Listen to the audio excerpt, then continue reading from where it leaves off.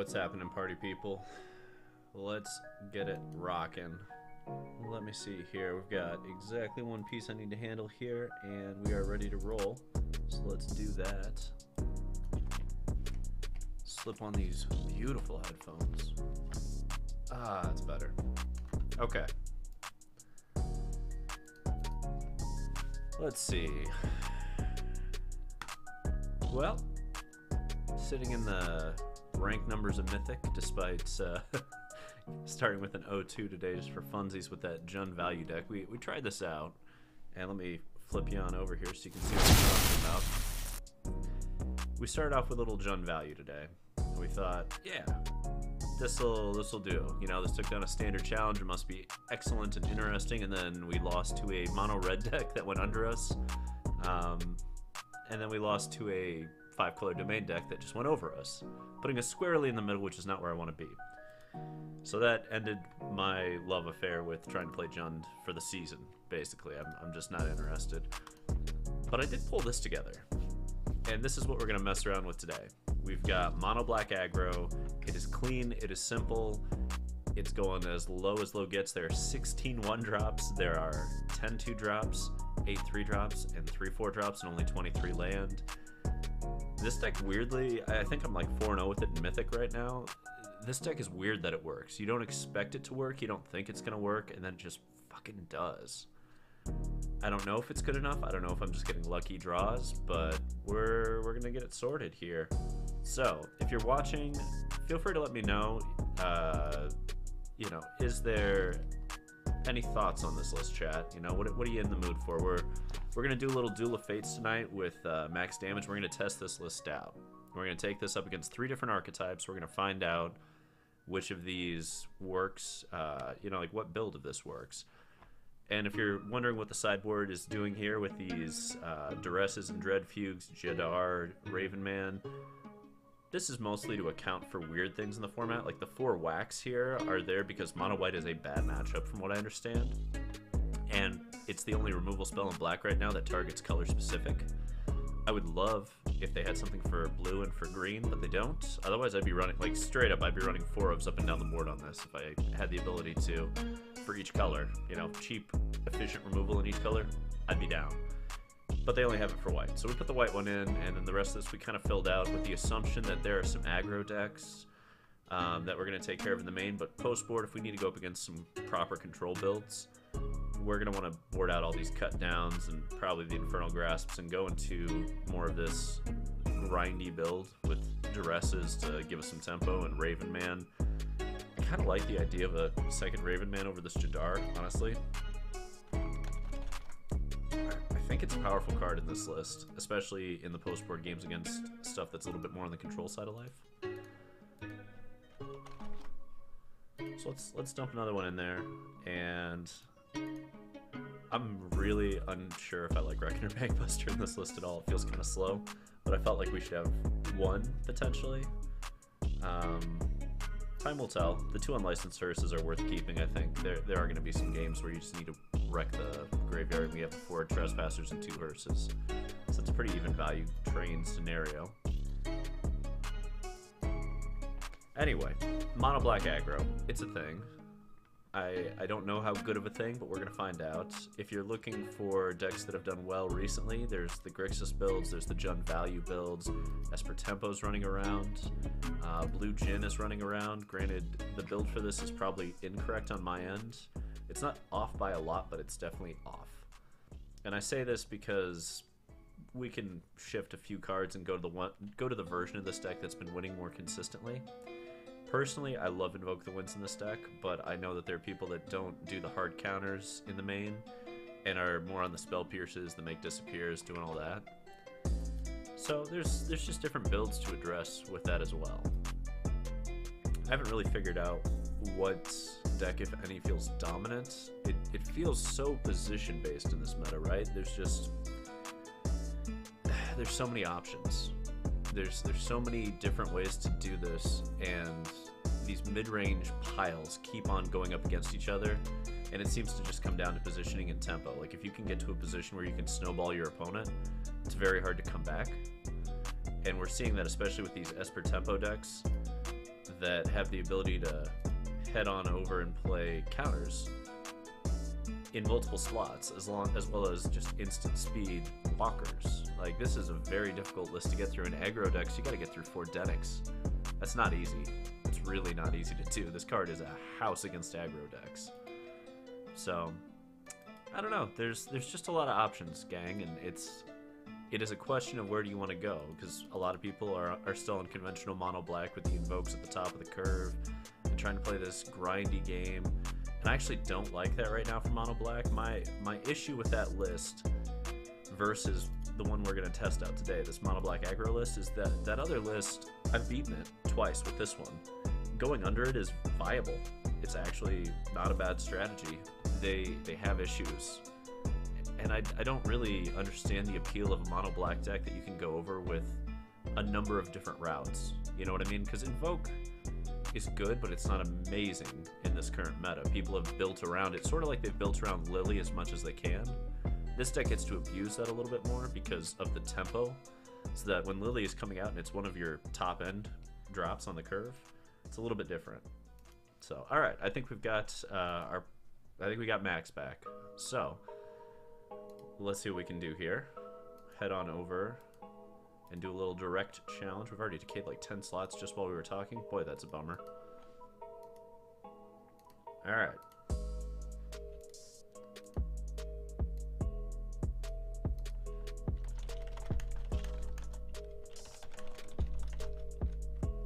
Let's get it done.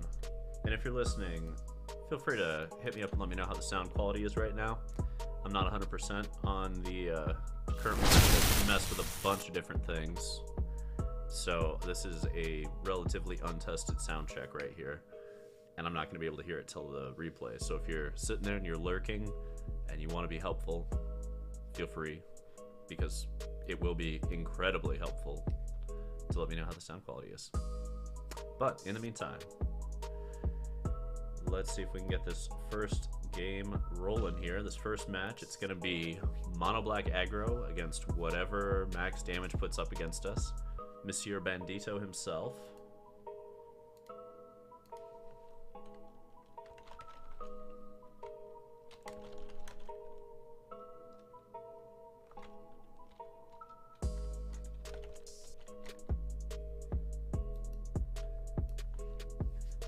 Alright. I don't know, this mono-black deck, is it real? That continues to be the question I'm trying to figure out. I don't know. Is it just trying to do too much? Sounds going well there, Skitham. Good balance, nothing's blaring, no issues. God, I hope so.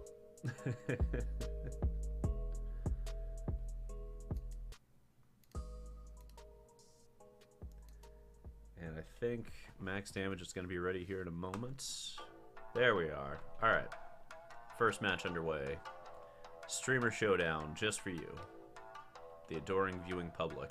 Let's fucking go. Just get done.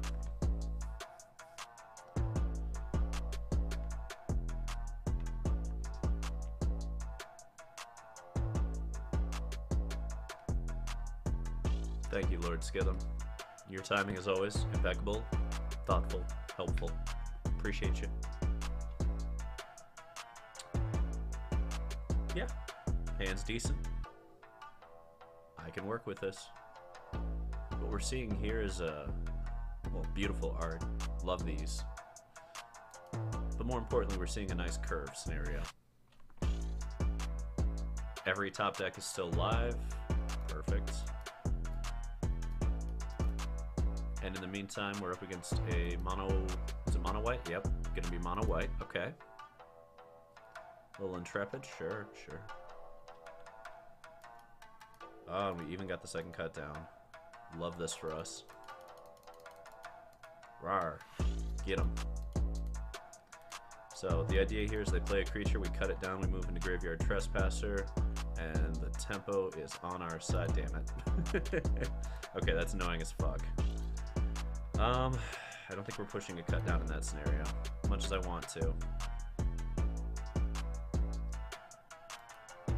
dump a Graveyard Trespasser into play here.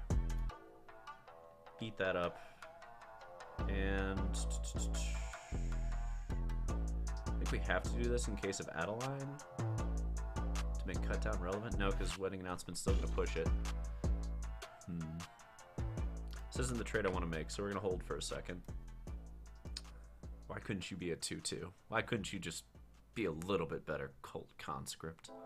At a 2-2, I would have accepted you as a mythic rare. These goddamn skeletons. Not pulling their weight here. Yep, there's Addy. Good old Addy.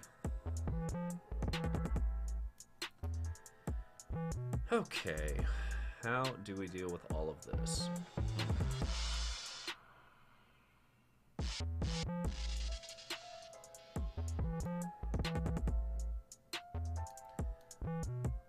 Do we just push over here? A little Infernal Grasp? Or are we going into Shieldred and... Ew. Shieldred feels like we're going to get blown out if we play it this turn. Kind of like this scenario. Let's go here and smack him in the teeth with this Trespasser.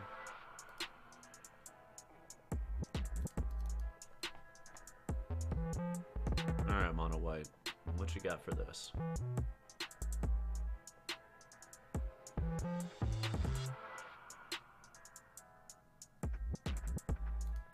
Okay.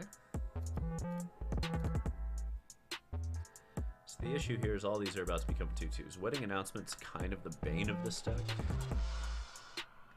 It's a little rough. It's a little rough. There's just so much advantage that comes from that.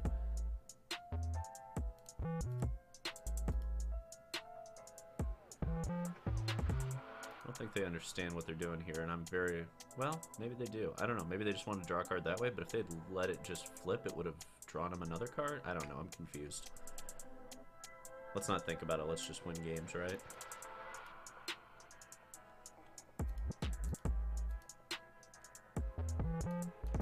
Just Shieldred against the world, baby.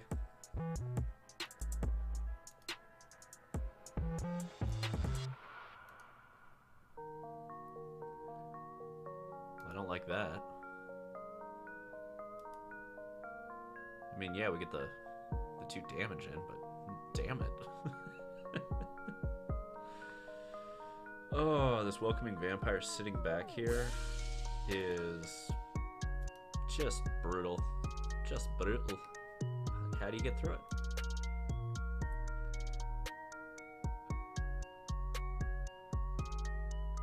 Yeah, I think at this point we are the aggro and we need to reply by being the aggro.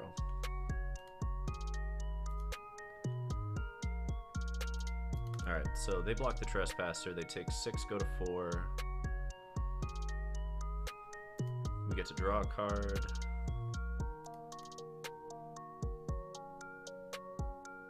They may have taken 2 extra points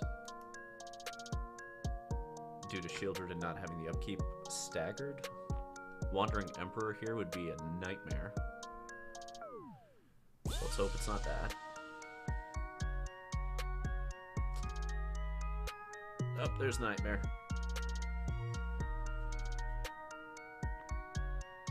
Okay, guys. You're not going to love this. Yep. Sometimes you cut down your own creature to prevent life loss. Or I should say life gain on their end. It's not common, and I don't recommend it.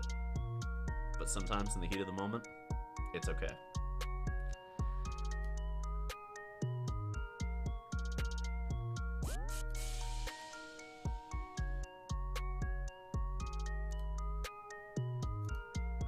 Take that out.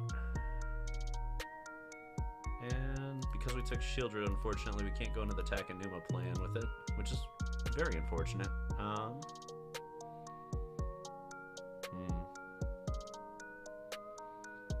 gonna hold the Takenuma for now. I don't think there's a benefit to playing it yet.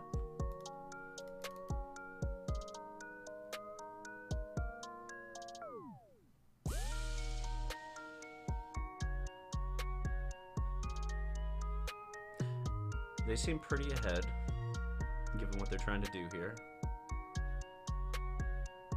Oh, wow. lifelink it? I feel like that's gonna get lifelinked. Yeah. Okay. Let's see. Can we win? Oh, almost is the answer. God. So close. 1 point. Literally 1 point away from winning right now. Yeah. We're gonna have to go this route.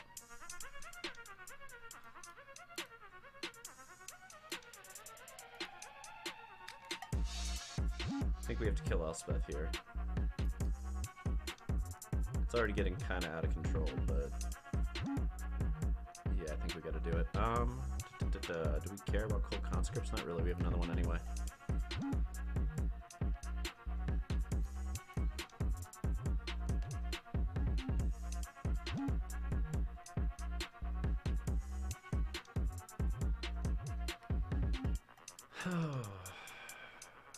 Okay, so there's a flying, life-linking, welcoming vampire that we're racing against. That feels pretty brutal. Yep, there's a 3/3. Alright. Wow. That is certainly a lot of cards that you do not want to see all in one, all together now. Okay. So we're dead on board.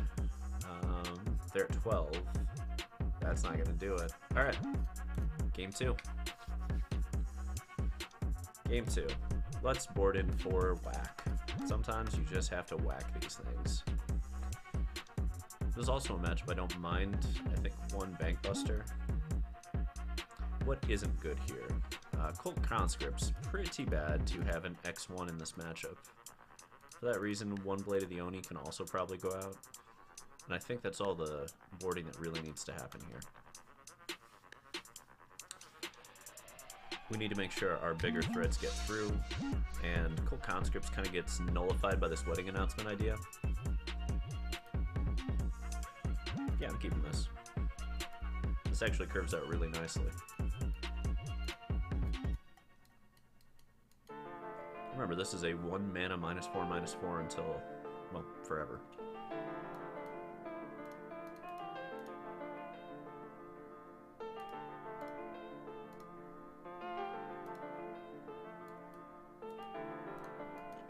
Alright, so Hopeful Initiate has joined the fray, but I believe we can outclass it. Sure. We'll take them on.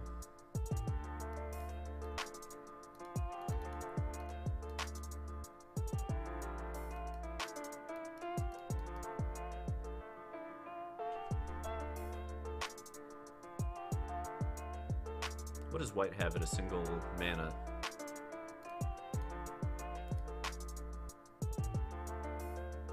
I don't know.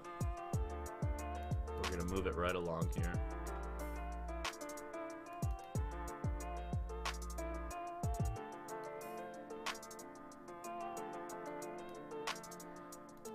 Thanks to the good old O-ring errata, we don't have to worry about that.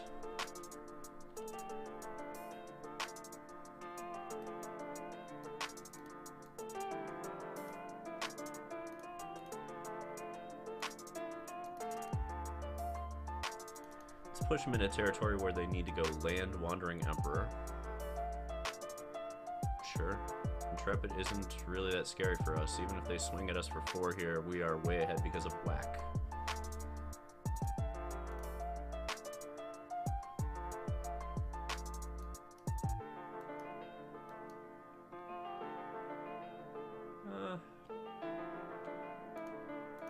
Pretty okay with this. I'd rather draw the card and put him to 1, I think, here.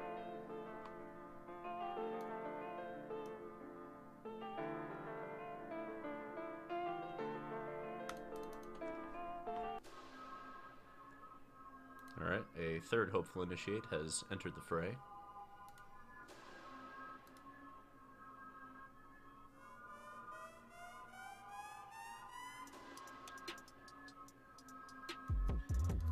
Yeah, let's just swing it in. They should have a Wandering Emperor here, which is why we're not just blowing up all 3 creatures and winning.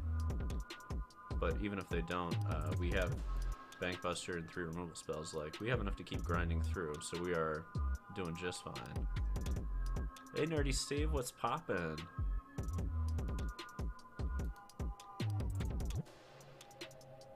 Let's see. I gotta say, Nerdy Steve, you're swiftly becoming one of my favorite people.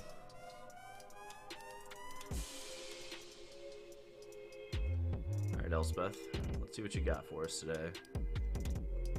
So I'm pretty sure the game's gonna be over right about now, but I want to make sure.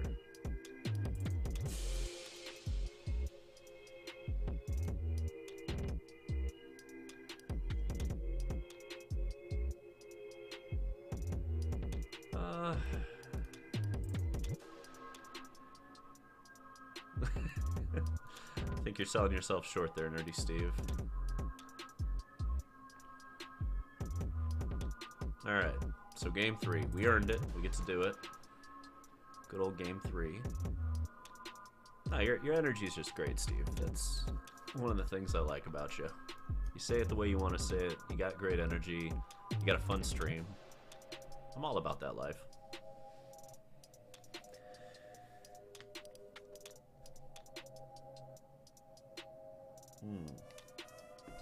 It's a little slow. It's a little slow. I think we can keep it. Yeah. I don't absolutely love this hand, but it's got the kind of removal we need. It's grinding at a level I like. I don't love it, but let's see what happens. Best thing that could happen right here is they play normal creature, not a wedding announcement. God damn it. Alright. And so it begins. The wedding announcement is just a beast to deal with. That is the problem with it.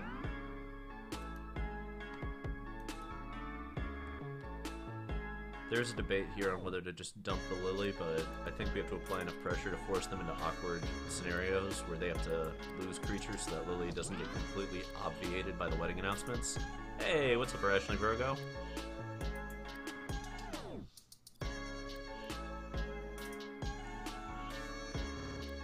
Yeah, there's Natty. Really? Interesting. Alright, well, block that. Take the 1. How do we want to deal with all of these?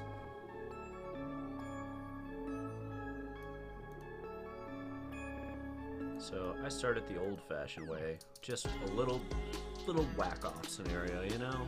Just a decent whack-off.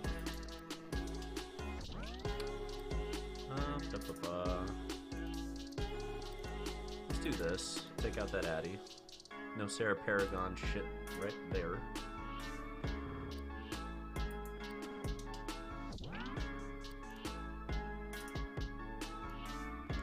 And we're just going to keep applying pressure here.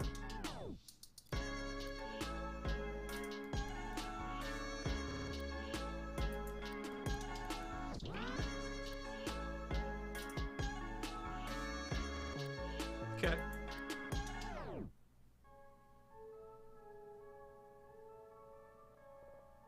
Well, cut down doesn't work anymore. That's unfortunate. Wow, that is a lot of pressure.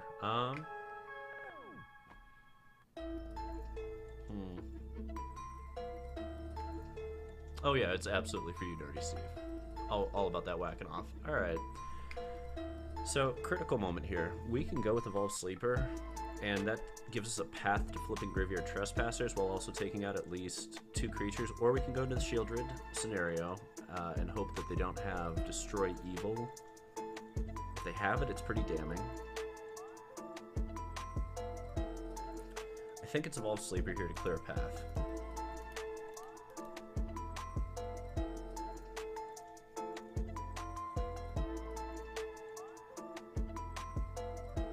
Because what I would do in this situation is either do nothing or double block.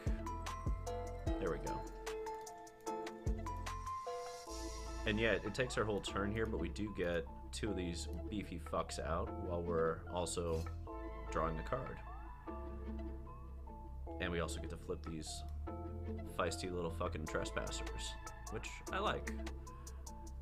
The worst thing that can happen here is not that. That's still within reason. It's not great, but it's within reason.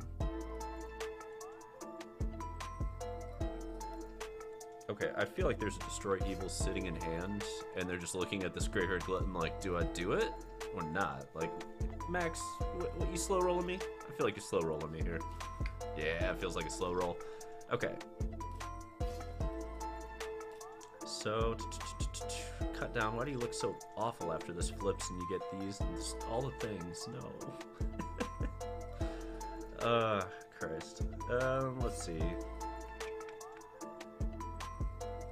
Hey, what's up, Star Trace? Good to see ya. Thanks for coming out. I think it's Lily and Evolved Sleeper. Because we can get one pump on the Sleeper, Lily goes ahead and takes out the 3/3. They're left with Intrepid and Sarah, which we don't care that much about. They're forced to swing into the Lily, which we like. And Sleeper's sitting there ready to get Death Touch and keep pushing.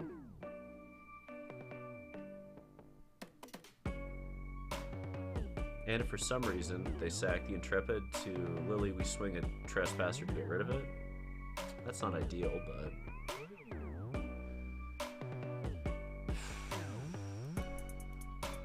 I don't know.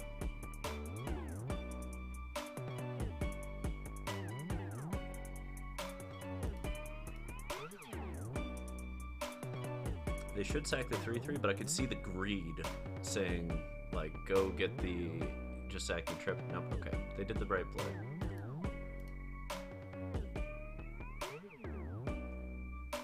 So cut down's just not viable at the moment, but there's no point in waiting on...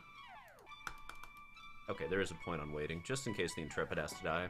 Because if the Intrepid trades, then cut down's potentially gonna do something. Yeah, it's a 4/5. I really, really, really need something to deal with all of this. We did not stabilize anything yet.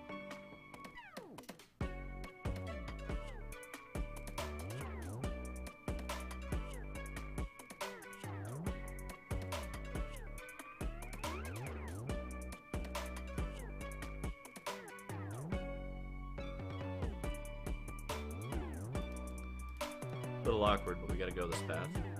It's awkward because of the Paragon here.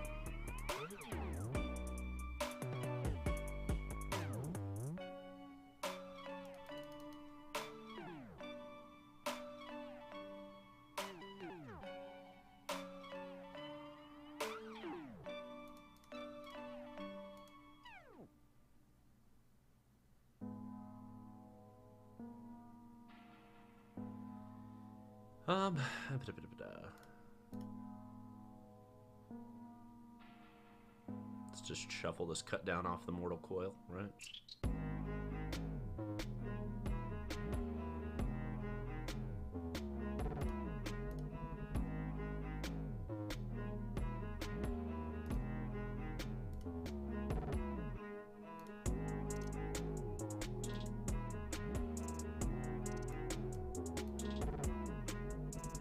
We gotta get rid of Intrepid here or else Paragon gets nuts. Cannot let that happen.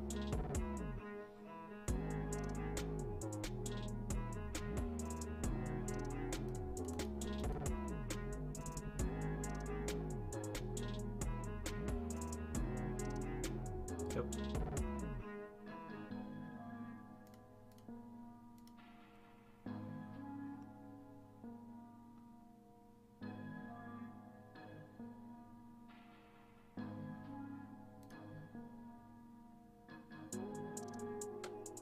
Okay.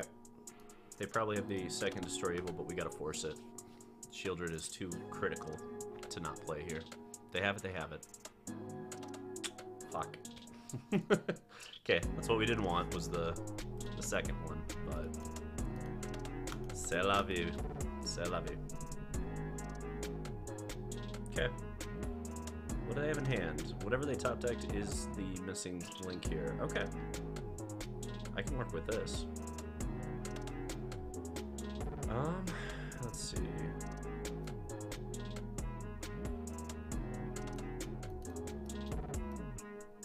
Is it a Wandering Emperor? Does it matter at this point? We kind of have to swing either way, right?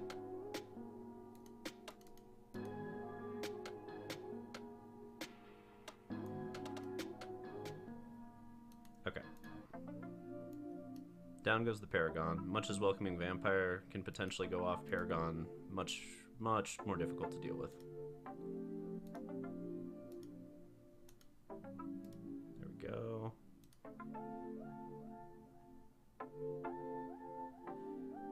Game's gonna be close. That's how the game 3 should be, though. Looks like they're on land number 7, and we have 6 lands. They've got 7, so we're 1 more land than them. Otherwise, it's been a pretty even game, in my opinion.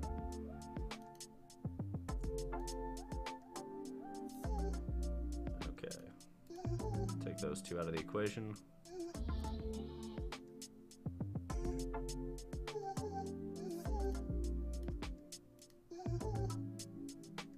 Got him.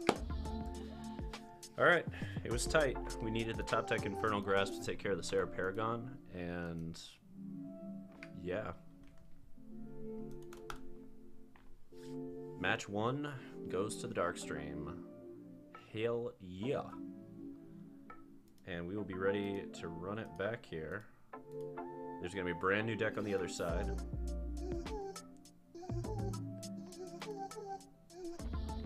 But we're going to run it on back.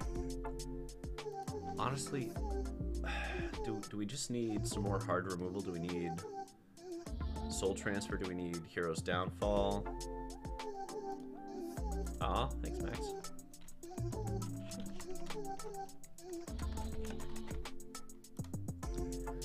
I feel like we probably want something in the form of like Hero's Downfall or Soul Transfer. Cool. I don't know. We'll do some adjustments when we lose, not when we win.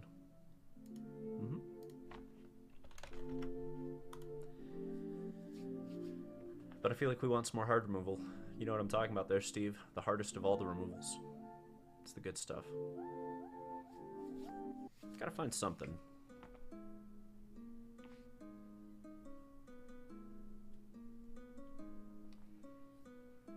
Don't know what you're talking about. All about that rope life, huh, Steve? The saltiest of ropes? Specific visual example. See, that's why you're my favorite, Steve. Oh, man. You're my goddamn favorite. You're my boy, Blue. You're my boy.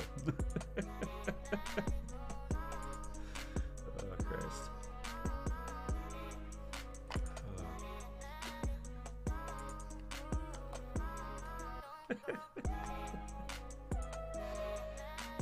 Boy, this old fire crotch, I don't think I could teach you much, Steve. Let's see. Do we like this? On the draw, I do kind of like this. Yeah, I think this is fine on the draw. We need a couple of lands, really, but... well, there's one of them. Now if we could just get a 2-drop into another land... well, yeah, I'm a ginger, Steve. You know how it works. Carpets, drapes, all that. Okay. Cathartic Pyre. Oh, Reanimator. Ferk. Oh, fuck. What is this? What the fuck? Oh, God. Not for everyone. For those of Irish, well, not really Irish, Scottish and Norwegian descent, Steve. 'Tis common.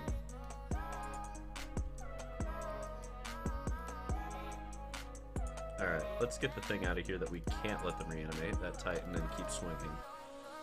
Titan goes in, we're riggedy wrecked. I hesitate to use the word fucked, but fucked is about correct if they get the Titan up and running.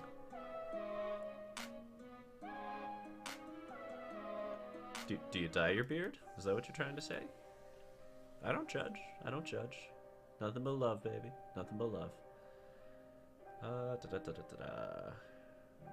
Yeah. Smack it. Smack up in that ass. Let's do it. Down goes the Hellkites. In comes 5 more points. They're at 9. Dump the Shieldred. And let's see if they get to do the combo here. The combo is Restoration, lets them discard a Reanimator target. So they do. Okay. They didn't have the combo. Usually it's Invoke Justice after that and gets kind of brutal. Alright, alright.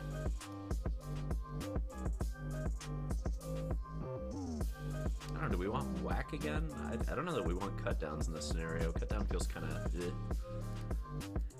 Let's try something weird, chat. Let's saying I don't judge is the biggest lie.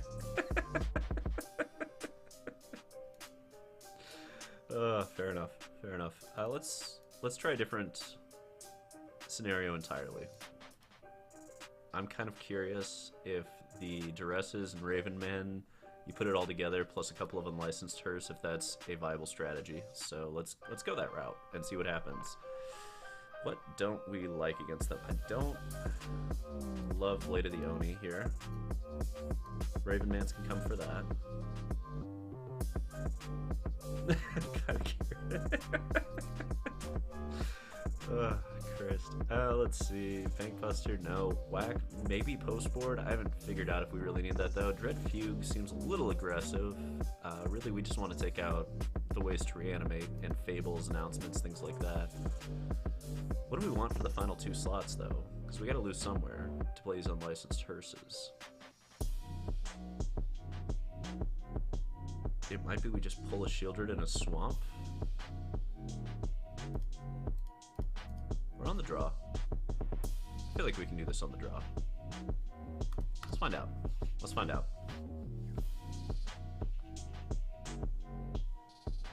Mono-Black Aggro. Sitting out here giving everybody headaches.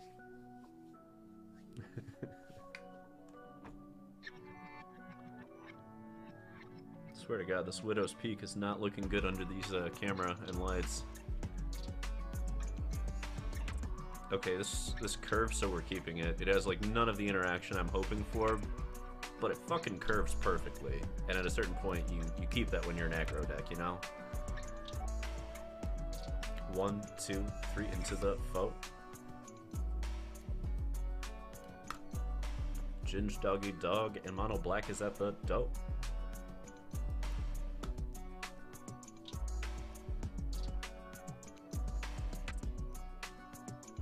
I feel like I'm gonna get punished for this hand, but sometimes you just gotta keep it and find out, right?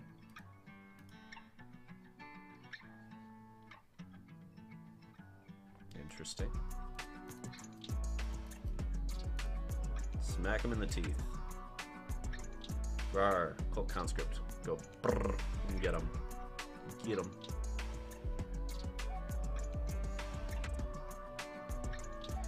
What I also like about this scenario is that I will probably get to play Ravenman. Okay, so it's T-Dog versus Ravenman. There are benefits to Ravenman. If they go into Cathartic Pyre, Ravenman was the best choice because it forces them to use it on the Ravenman. I'm in for the spice of this because they keep trying to use, you know, like self-draw discard effects, and this feels like an acceptable way to punish that and force them to use removal. Sure. That's a reasonable scenario. I can work with it. That coming into play tap's a little rough. This Naya mana base may need some work. We'll find out. Okay. Why are we doing that on our turn? Oh god, double Titan. Okay. Well, let's start by taking one of those Titans. I don't think there's a Reanimator spell on 4 for that deck, so we're gonna get the other one unless they remove the Trespasser.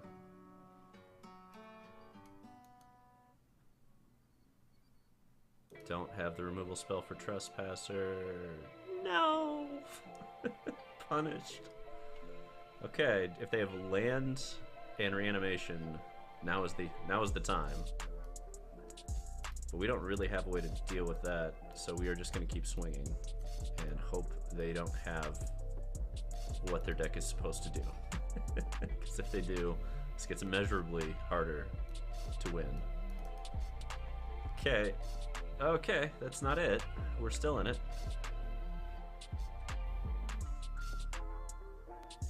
I feel like this is the moment of grasping, smack for 5, dump a sleeper into play. Is that... I don't think that's better than just double and keeping the Infernal for something bigger so that we can push through.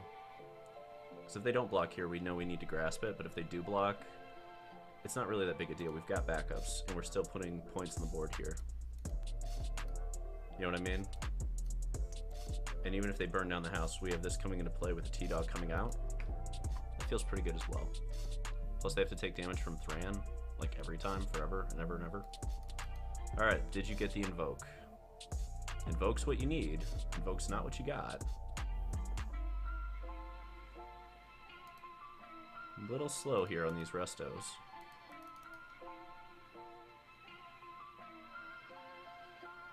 I think that's game.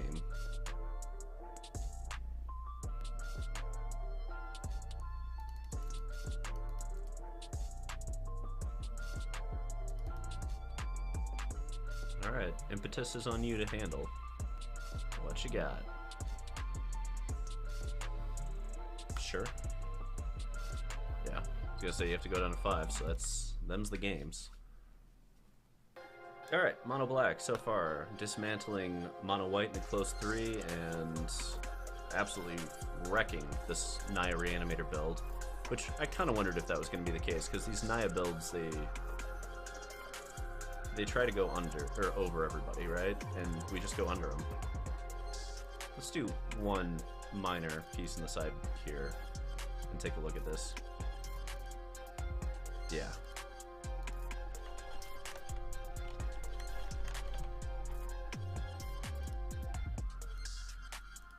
I think I really do want a Soul Transfer, though, in the sideboard.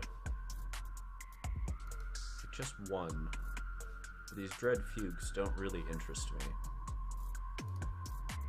And maybe just a couple of good old-fashioned transfers.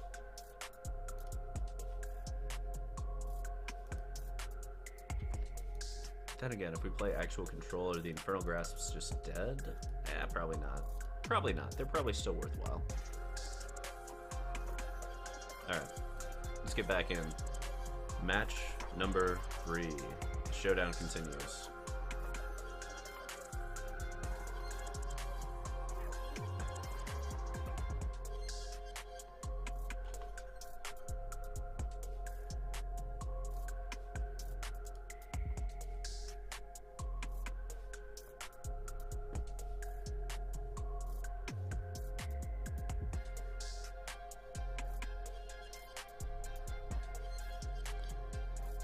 Alright, gangsters. We're on the draw. Decent hand. Mono-Black. Here we go.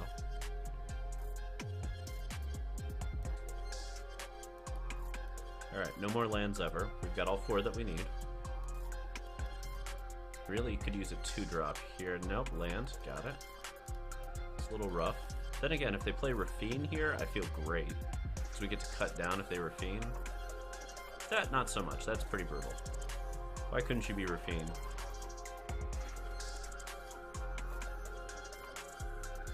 Well, I can play one of these too, damn it.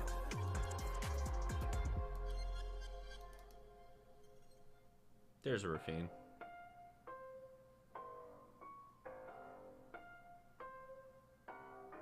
I think I'm just letting this go. We win this clock. I get to cut down into Blade of the Oni next turn? Seems reasonable.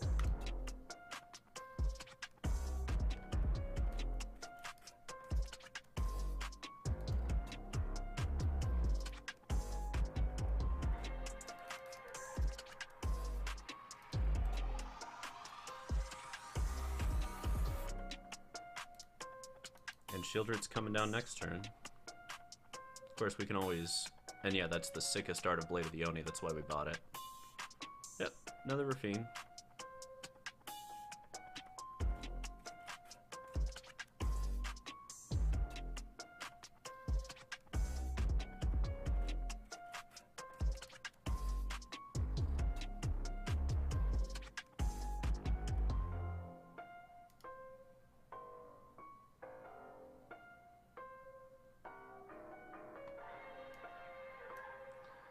Alright, if they discarded as a Destroy Evil, are we thinking there's another one?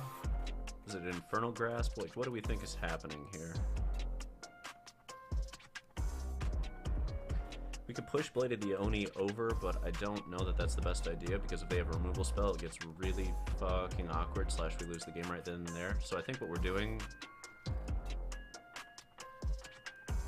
is just a full, probably just an all-out swing here, honestly. And then Shieldred.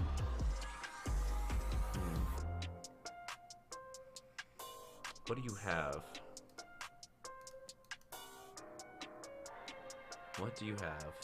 Max, max, max.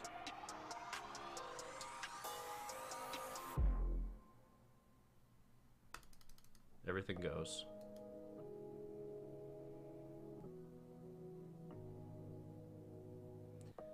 Menace keeps him off Blade of the Oni. They probably block the Cult Conscript. Nope, taking 5, okay.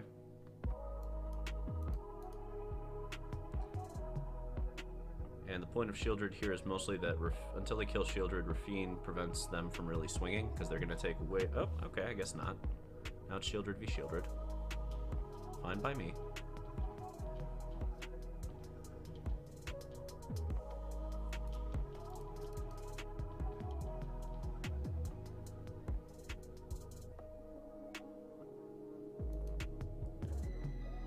So if we put Blade of the Oni on, what is it, Shieldred, they have to block it?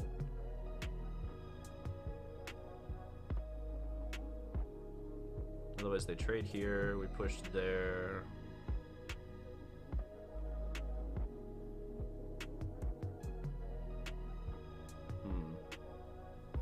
Hey, what up ICPJs?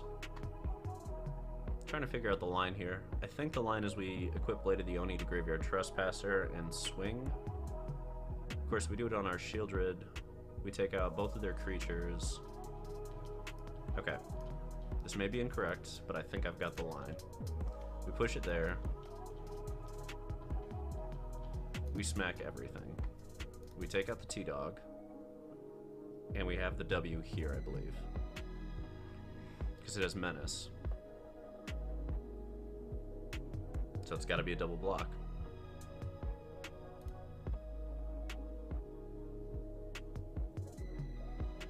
Okay.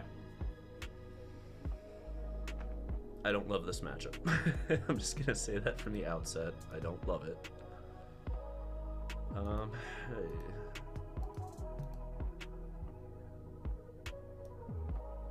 Caught him sleeping. We did, but this is kind of a brutal matchup to try to win. I don't think there's a sideboard plan for this, really. Ultimately, I think the plan is to draw well. There's a way to really improve this, you know what I mean? Like, they're slightly bigger.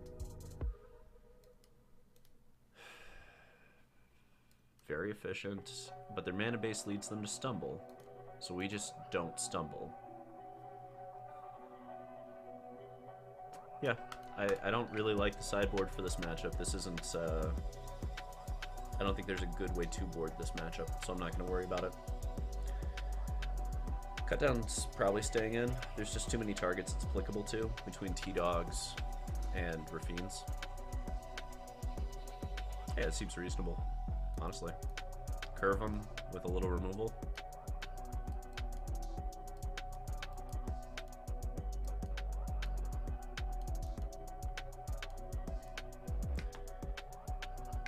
Pretty basic setup. Sure.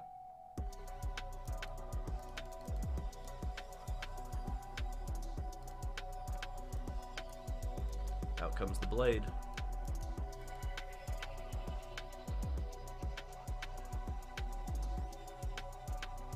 There's the Rafine. T-Dog comes in. Man, Rafine is just so much advantage. Okay, if we blade, okay, we block with Blade, we grasp the Rafine. Is that better? Did we just take the 3, kill the Rafine, hit him for 5? That probably, we are the aggro, right? We're not playing this to a mid-range draw, we're playing this to win. So, let's just fucking get there. Gotta kill the Rafines on impact. Way too much card selection, way too much advantage. I wish we had a cut down for that, so we could get Okiba too, but it doesn't always go that way. Next turn we have the Reckoner Raid into Trespasser. I love it when they use Infernal Grasp on my 3-1. That's perfect. Oh yeah, that bank bussin'. Okay, that's an interesting move.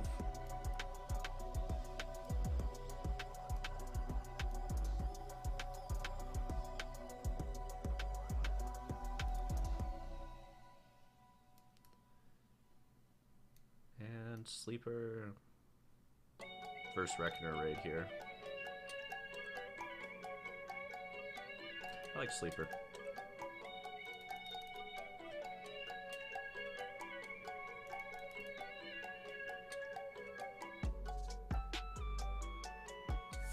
It's an aggressive bank buster there as well.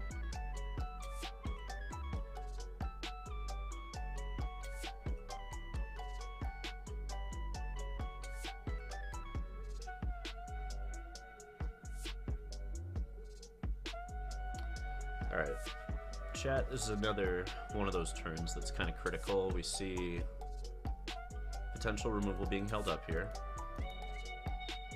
Most likely what happens is we swing in.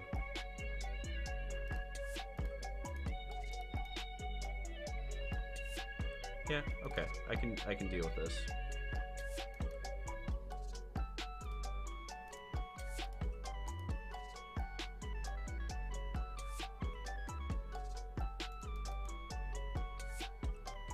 Gotta block the Evolved Sleeper.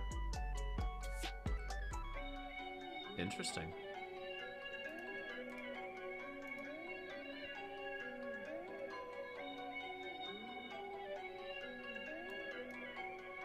It's kind of a pregnant pause scenario there, so we're just gonna leave it at that for the moment.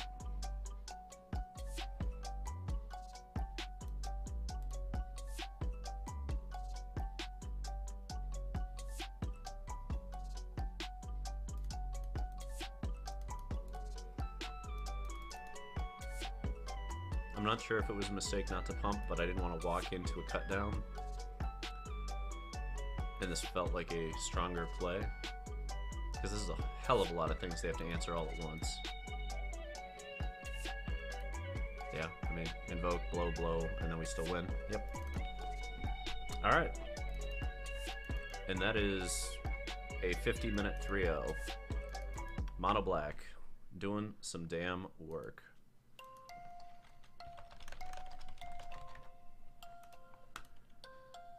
This feels like the redemption stream for me.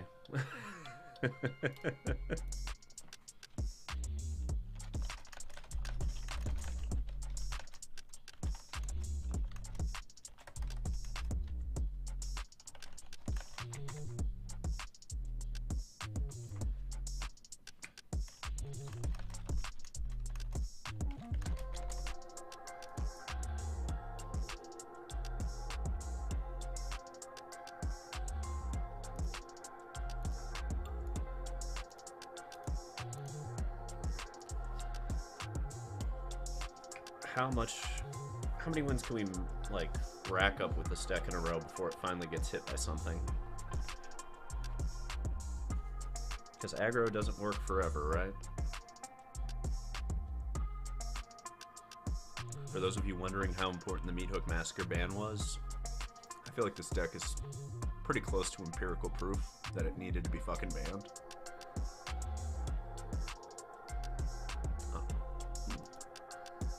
Honestly, those 2 soul transfers may end up being something with life gain for mono red, because I know there are mono red lists running around that need to be dealt with correctly, and that is not an easy scenario.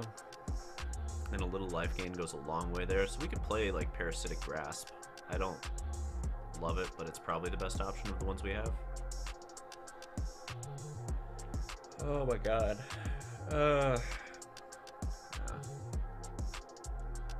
Okay. The other one was a high-risk hand. If we, you know, top decked a couple lands, that hand would have been just nutty, but I think it was a better call to mulligan and move into something like this.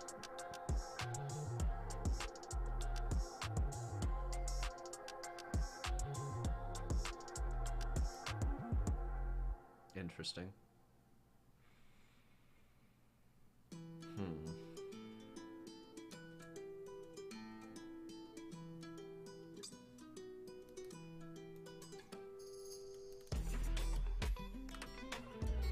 I don't think the swing here, play the other sweeper, pump that sweeper, trade with T-Dog is a better move here, especially with them on the play going into Trespasser next, potentially. No, we are the aggro. We don't care. Yeah, right.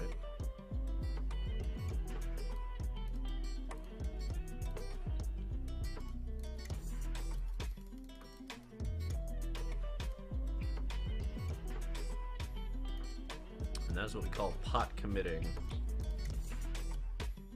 Wait, no, I had it on upkeep, you son of a bitch! I had the stop! What the fuck, Arena?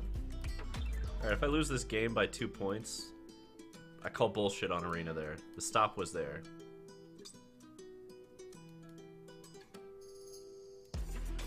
Okay, so it paused me after my draw step, but not my upkeep?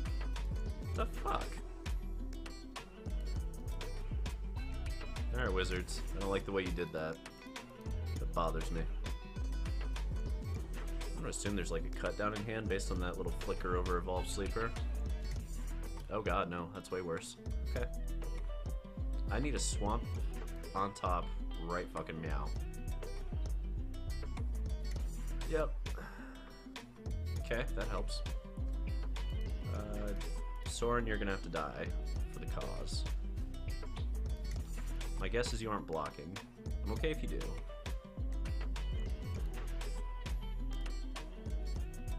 Okay, Shieldred has to live. Game plan.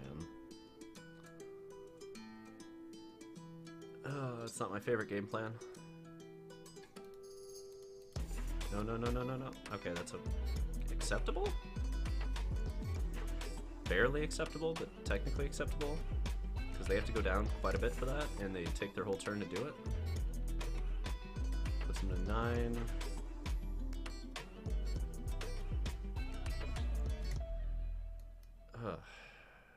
Yeah. Yeah, everything goes.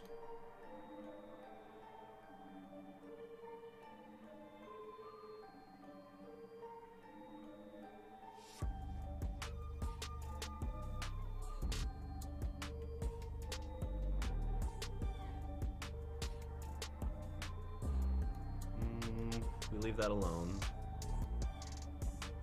If they have another Invoke, I think they have it.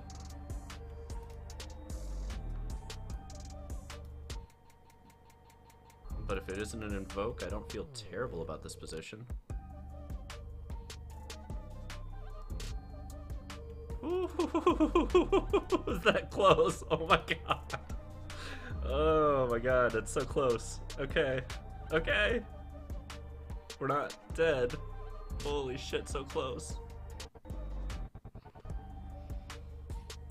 Oh my god, that's so close. Okay. Everything goes. I'm not doing the math here, chat. I'm just attacking and hoping that it works out. And I think it does. Block, block. Yeah, Evolved Sleepers.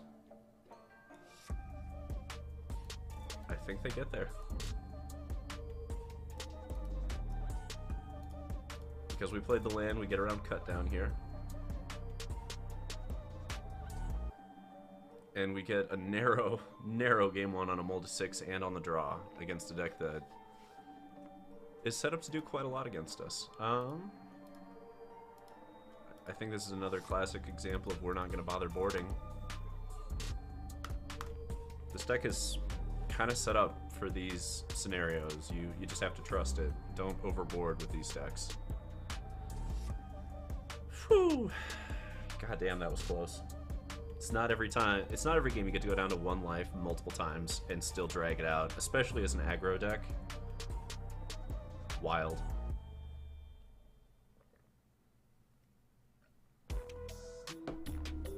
All right.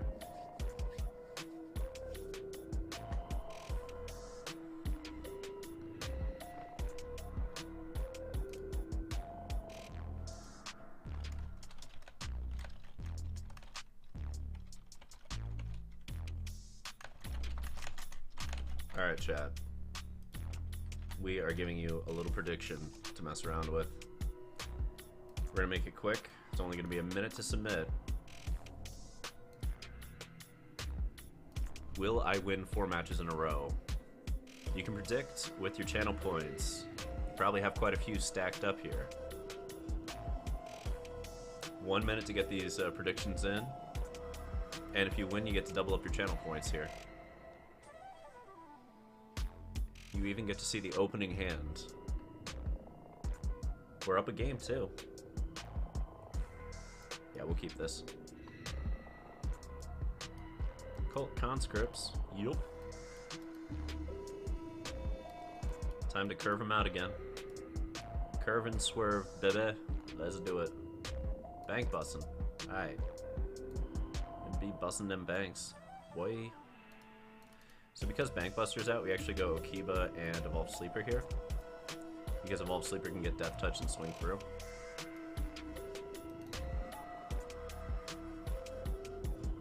So my guess is this is Trespasser. T-Dog, okay. Okay.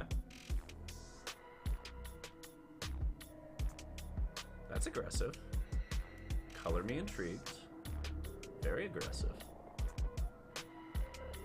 Is this like a cut down? Or a Flame Blessed Bolt?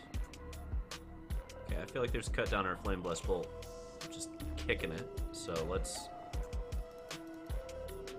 attempt to attack here.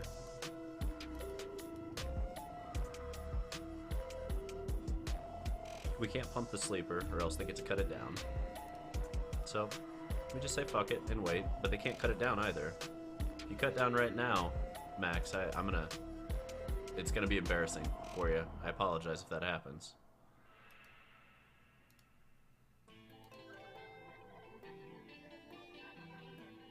Alright, fair enough.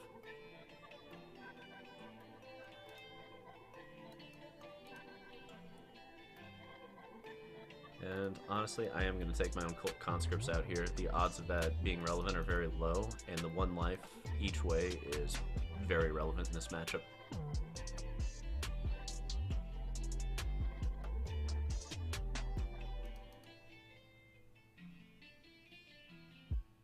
Land Shieldred. That would be absolutely damning at the moment. We don't have a way through that. I mean, we can evolve Sleeper and swing, but it's not going to be enough.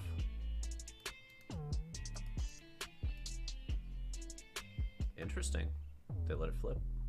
Okay.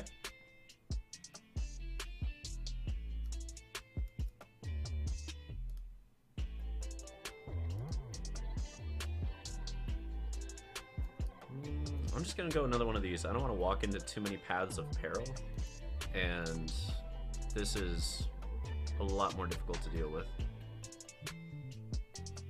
Again, Shieldred is a problem here. So we're hoping not to see that. Soren's okay. It's not great, but you know, we can still play through a Soren.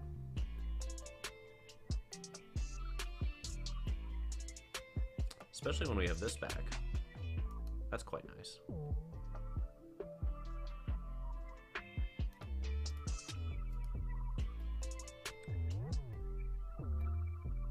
How are you gonna deal with this?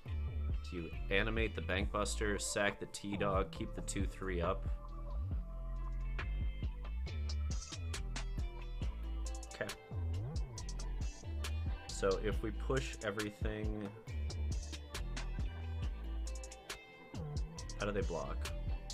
Block, 6, not good enough, so Sword has to go down, those have to go there, and Evolve Sleeper can just fuck off and wait.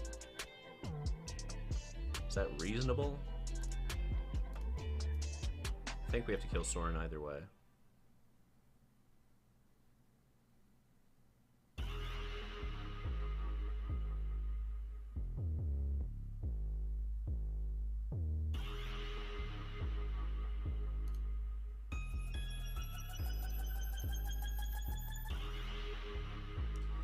Alright, this is another critical juncture. You get a couple of these.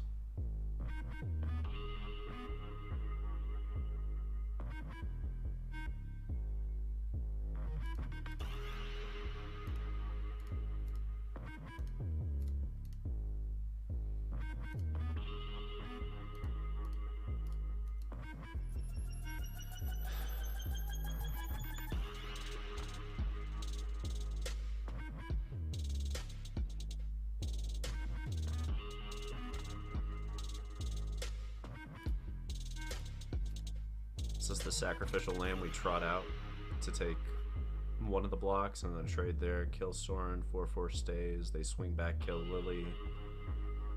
Do we need to do the sacrificial lamb thing? I think we do. I really don't like this play, but I think we have to.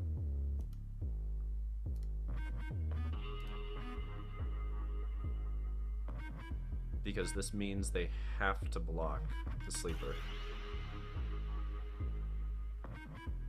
Yeah.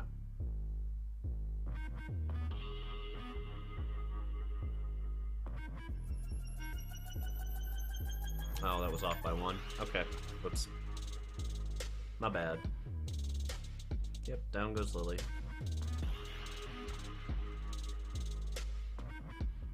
They should be at 4. We screwed up.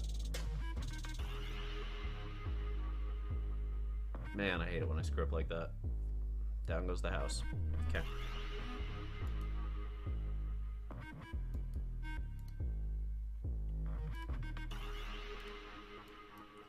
I tell you what, let's make him have it twice.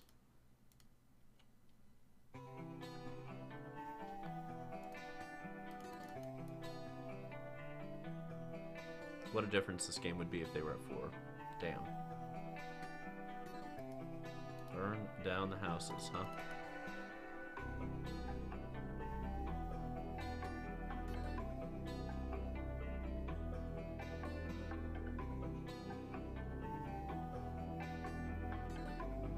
Chad, I'll take this moment to apologize for not playing quite as tightly as I needed to there. That play error was not minor. It's the difference of 4 life. Sometimes you pot commit to the wrong line. Needed to think through it just a little bit harder. And these critical turns, you've got to get the lines right, because if you don't, you're in a rough spot quickly. Okay, Shieldred's out.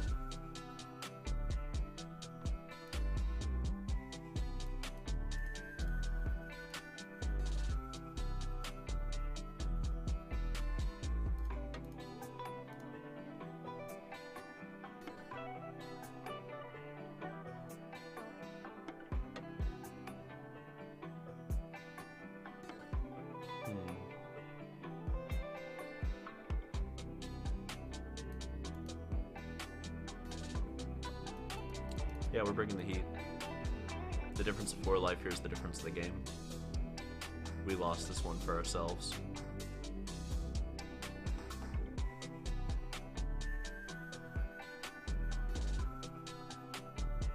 Because otherwise this is just a lethal attack that they have to deal with. And I don't think there is a good way through.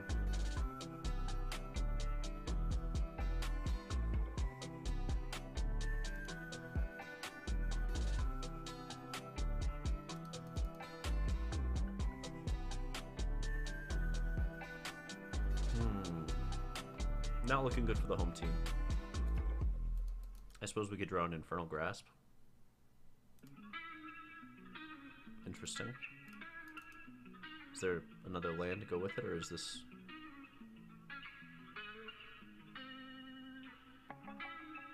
Ah, there's the other one. Okay, I was like, otherwise, why aren't you just soul transferring? Okay, we can still get Infernal Grasp here and technically stay in it. You're not Infernal Grasp.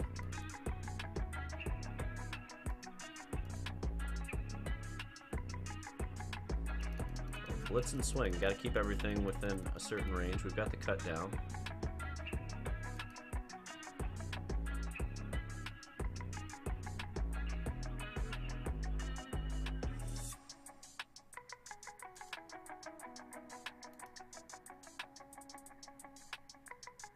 See that 4 life differential right there, chat?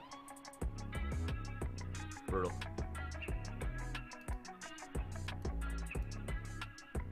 Okay, Okiba's gonna help a little bit here.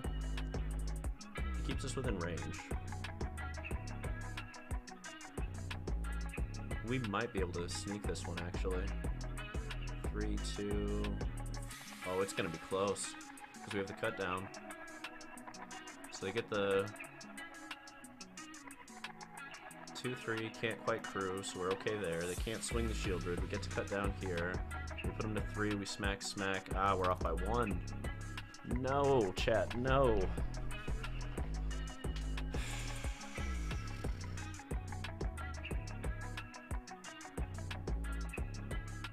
So close.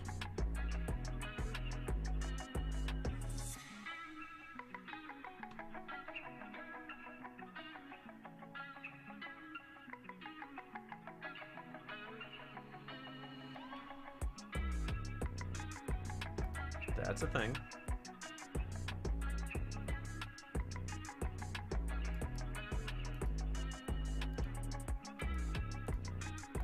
Okay. Got down in the house.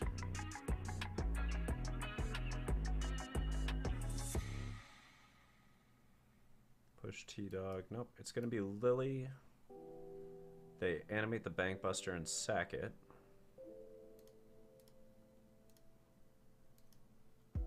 And then we get to kill Sorin.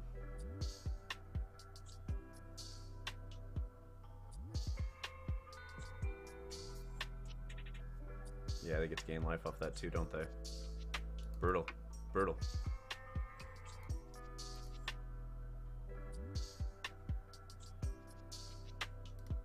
Yeah, gotta kill there. I think the correct play for them is swing with Shieldred at my life. Yeah, keeps T-Dog from doing anything.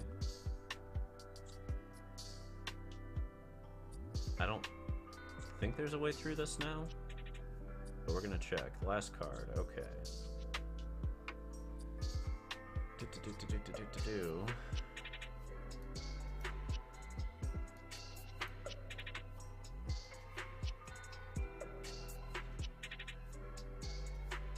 Interesting. And that 1 point. Alright, game 3. Still don't know that I want the soul transfers here. Kind of back and forth. Killing Shieldred's such a big thing, but 3 mana is a hefty price to pay.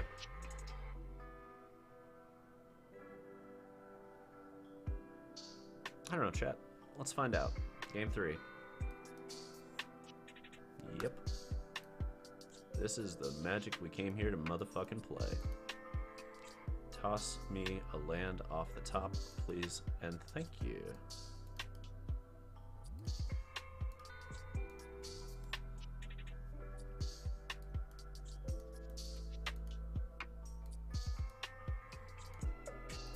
And watch the curve of this.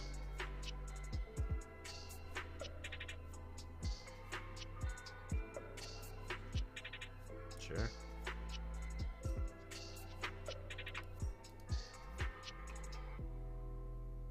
This curve is the smoothest shit you've seen in a while. This I know.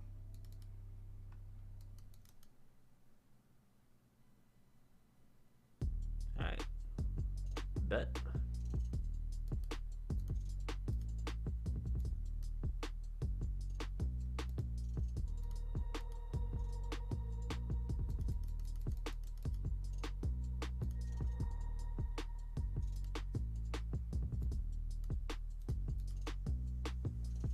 And is this enough to get through? If they go Shieldred, I think Shieldred's their only out here.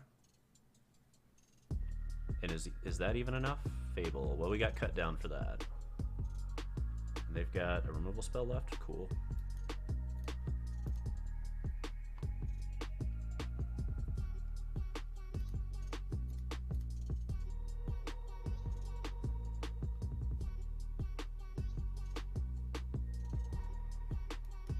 Yup. But that's still game. Because I'm going to remove my own one. And that's how fast this game goes. And that is a 4-0. This is what I should have been messing with on the qualifier day on Friday. And it didn't really occur to me until Saturday. And then I was like, oh shit. This is what I should have been messing with, probably.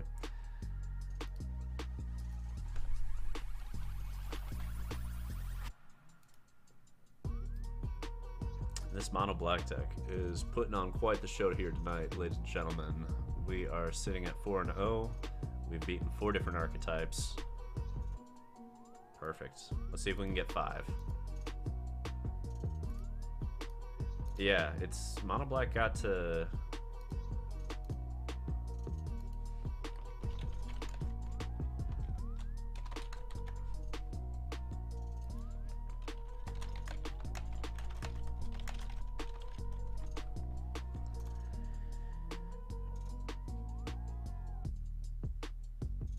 this Mono-Black deck, I think what it has that the other aggro decks are missing is it has the best 1-drops.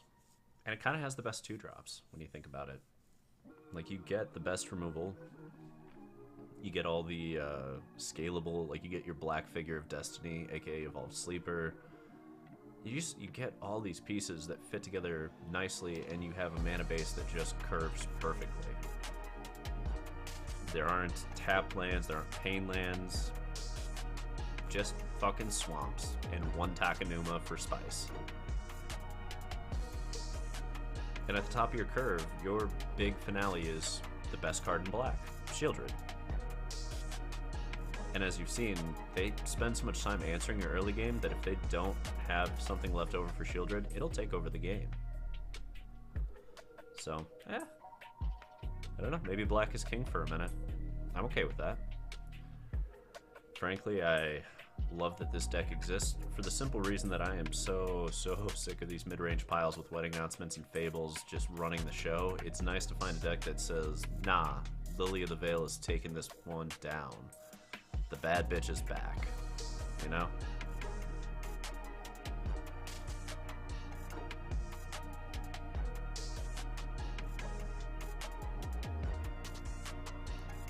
Nice and smooth, just the way we like it. Yep. Mono can face fuck us sometimes. Let's see what happens. This is the matchup I was really concerned about. Both decks are... See, now it's a 3-3 already, and now it's damn near impossible to deal with. Ah, awkwardness. Okay.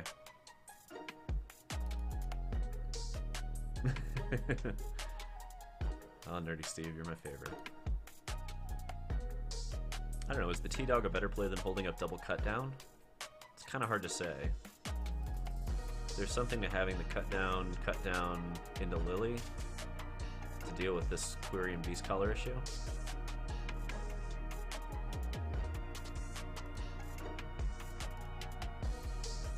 Pretty okay with this.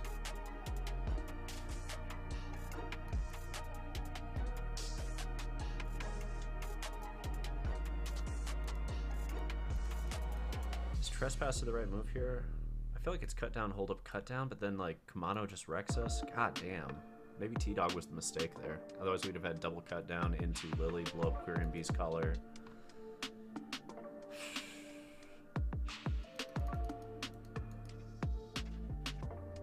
Yeah, doesn't feel great there.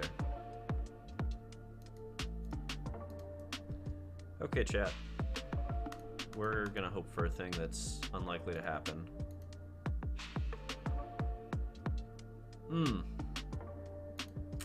Yep, we screwed up. That is brutal. Cut down does nothing against that. That is 9 points to the dome. We definitely didn't do this correctly. Alright, is there a way to recover? Let's find out.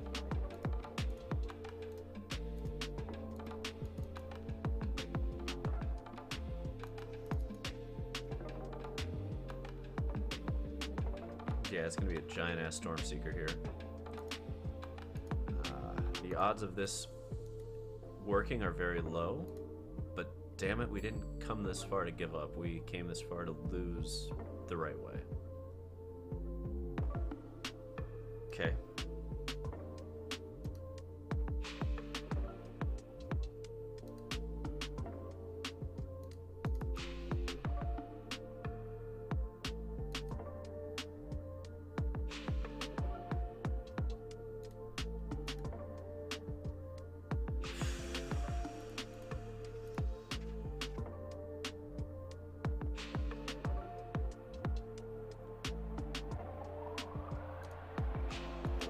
Let's each go down a card here.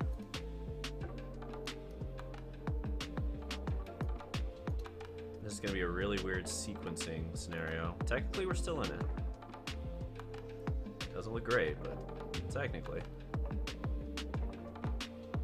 Damn it, nope.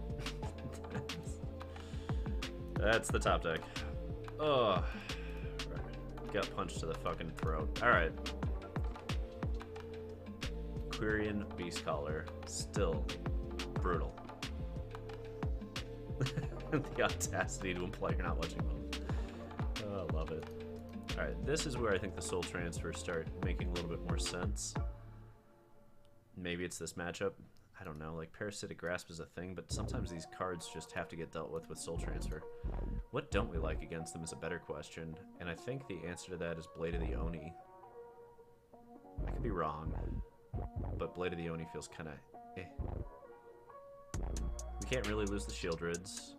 The Lilies are good, the Trespassers are good. Yeah, it's the Oni Blades. We aren't the only aggro deck in the house, and we have to acknowledge that.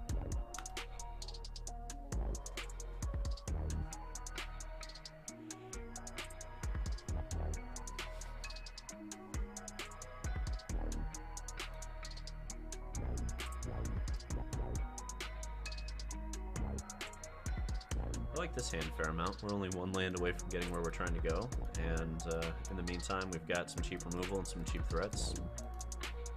Scalable, solid. That's how we like to roll. Okay, we're not playing this shit where we hold up cut down. We are getting in the red zone and going. There is no holding up goddamn cut down when that hits. Whatever gets played here gets grasped. If we're lucky, we get a land so that we can grasp. Oh, okay, I guess we can cut down there. Surprising, but we'll take it.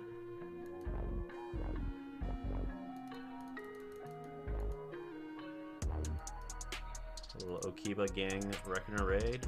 Gang gang gather rang. Let's fucking go. Can we win this game on 2 land? I would like a 3rd. But I think we can win on 2. It's a lot harder.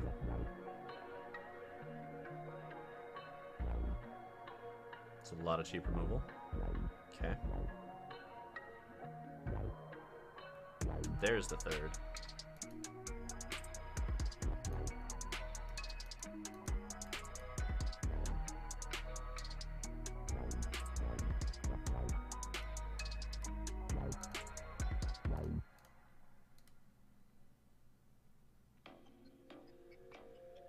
Alright, Evolved Sleeper in the house with Infernal Grasp. Reckless Stormseeker's around, but they're behind, so we don't care about that much, honestly.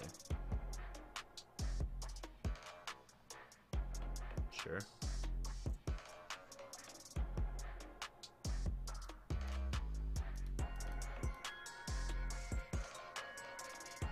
Interesting.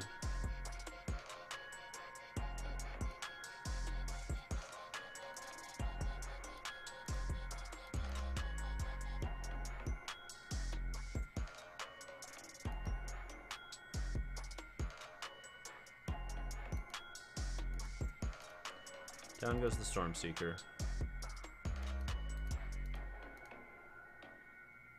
You swing, you lose. You don't swing, you still lose.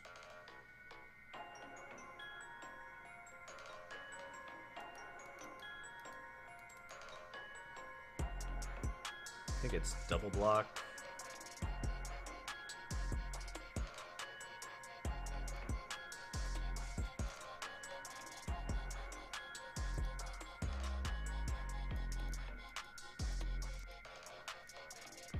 Alright, I'm a little confused by the strategy here, but yep.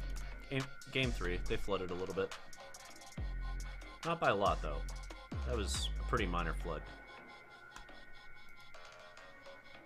Like 2 more lands than they want, that's not terrible on a flooding scale. And we had 1 more land than we wanted, but we also had cards just sitting in hand, so felt pretty good about that. Flooding? Yeah, Jesus. I'm sorry, ICPJs, it's gotta be rough. I really do feel for you on that one. Oh, man. Let's see. Is there anything else we want? I don't think there's anything else we want for this. Like, it's a pretty simple scenario. We just need a couple extra removal spells in case things get out of control. Not 100% they need to be soul transfers. I don't know. Back and forth, back and forth. Alright, can we get that 5-0? Right? I think we're sitting at 4-0. I think this is round number 5. Can we 5-0 it? I don't hate the look of this one. This is still a pretty fast hand. Fucking Kamano for every goddamn opener. Enough with the Kimono, Max. God damn it. How do you always have it on turn 1? Where's your Rockfall Veil awkward opener where you miss your 1-drop entirely? Where's that? That's what I want to see. Okay. Thankfully, that's not really a card I have to do much about. I just swing through all this and keep rolling.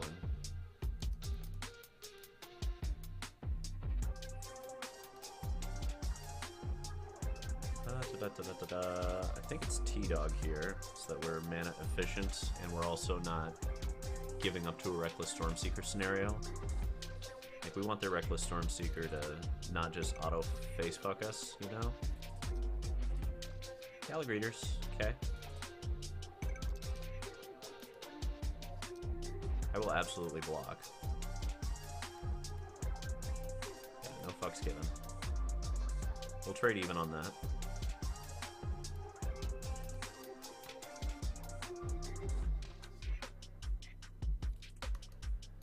Okay. We're not swinging because Gallagreators is out, and I'm not wasting removal on Gallagreators. I'm just trying to get all my shit out on the battlefield so I can start making better moves. And I want to be able to block Kimono. I don't want to block Kimono anymore. Fuck this shit. Alright, which of these am I getting to kill? Kimono? No, it's Gallagreators. Got it. Okay.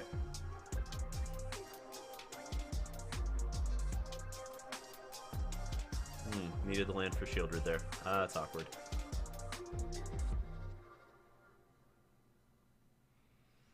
Oh, it's so awkward. Oh. What can we do here?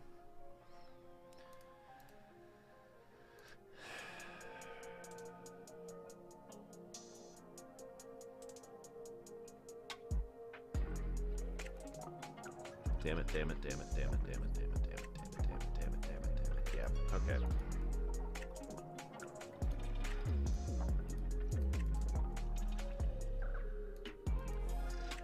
We're gonna go ahead and stop before combat. There comes another Kimono. Fantastic.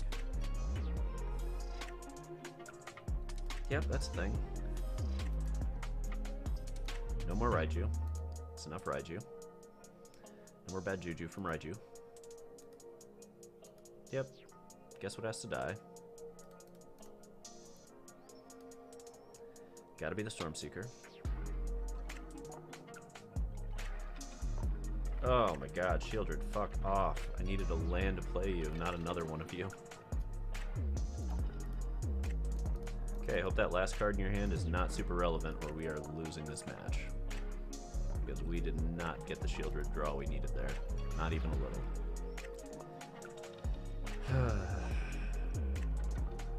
Shivan Devastator, fuck my life. That is 4 points to the dome, and I think that's the game unless I top deck a Soul Transfer. Is that where we're at? There's the damn Shieldred that was supposed to go and play last turn.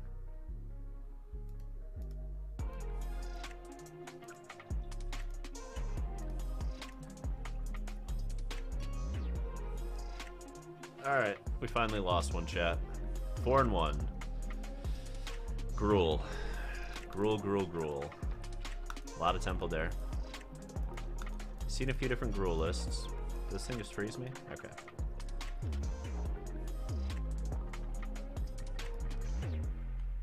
What do we have to deal with that? You know what I mean? Like, we're sitting in colors where I feel like there should be a way to deal with that.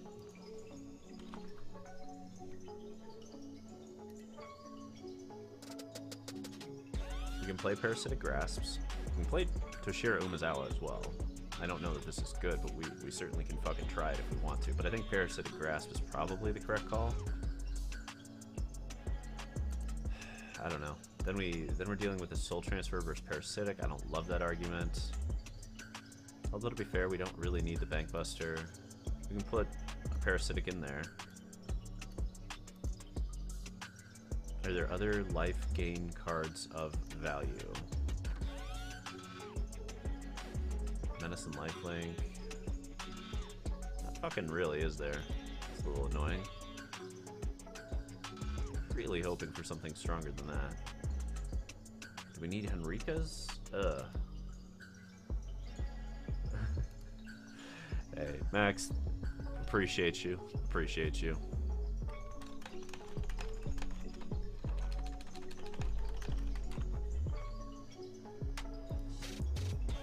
We're going to take this to the ladder here in a moment. I just want to do some final edits and figure out if there's anything else that needs to be in this. March of Wretched Sorrow's interesting. It's kind of expensive as all bloody hell, though, for a deck like this. We're not really getting it past 2, and at that point, why aren't we just playing Parasitic Grasp because it's cheaper for essentially the same effect. Okay, let's do 2 Parasitics and 1 Soul. I think that's a more reasonable way to handle this.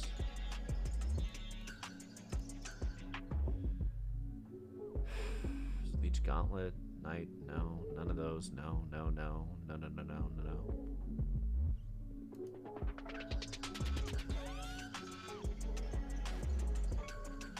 Yeah. I don't think there's a good solution to this. And that's okay. You know, you're allowed to have bad matchups, that's Magic. If we beat everything all the time, there'd be no point to play. Henrika's kind of an interesting debate over the Shieldred postboard. No, it's still not right. Shieldred's still just a house. Like in that one specific instance of Shivan Devastator, alright, but I don't think that's a reasonable shift. Second Ravenman's probably still worth it with the Duresses. We have some matches, and I like the 2 Hearses against these Reanimator builds. The Wax seem fine. Yeah. This is pretty much where I take it. I think we're pretty close to a tuned up 75 after playing those. So, you know, let's hop on the ladder for a moment. Got a little bit of time left on the clock, so to speak, and I would like to know how good does this deck actually feel on the ladder, you know?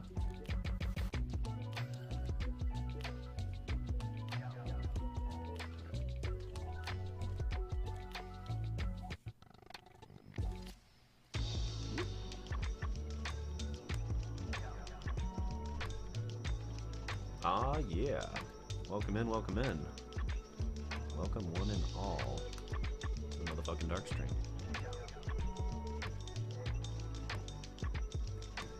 Shout out over here.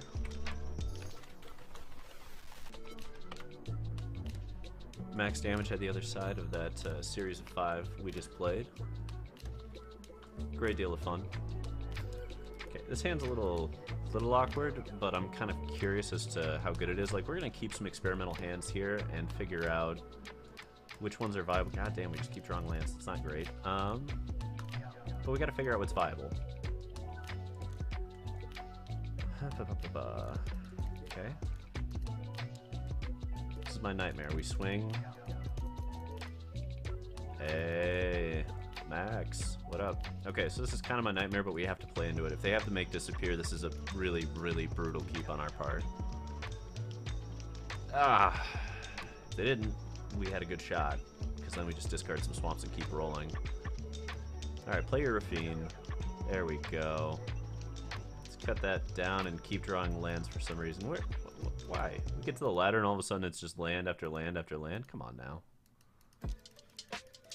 Alright, if we're really lucky, they play another Rafine, and we get to cut that down too, and then we top deck, like, I don't know, a fucking Shieldred. Or, honestly, it's Tenacious Underdog, so we can just start blitzing it. Oh my god, they did it. Is this... Are we gonna get there on the back of... Okay. Damn it, deck. There's only 23 lands, and we've drawn 7. We're on 4 non-lands versus 7 lands. This is as floody gets. And this is why we needed that Lily to resolve.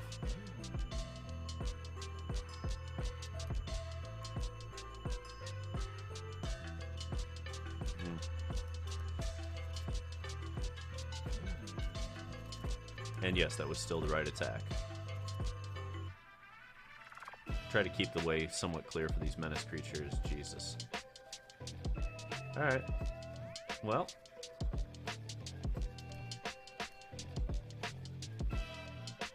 Turn too late, dollar too short there, but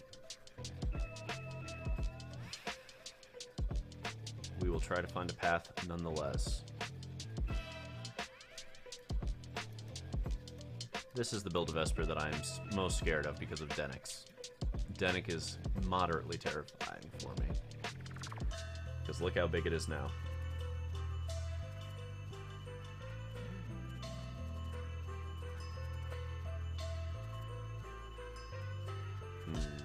Yep. Back we go.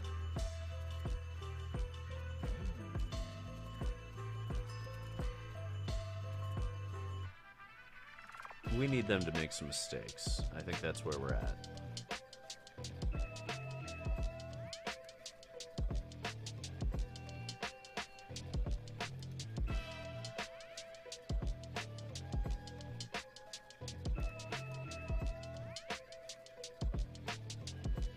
They're just going to push everything here? Just a Dennick. Okay. Well, Denny has to die. Them's the rules.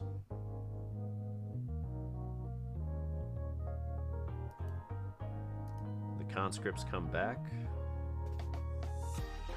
I need like a shield rid off the top here, I think. Alright, well, either way. Smack him if you got him.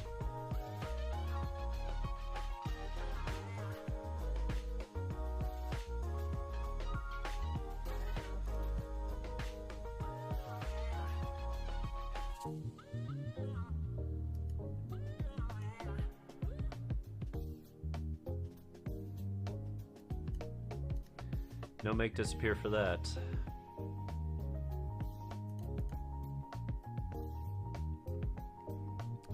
Still no shields. Alright.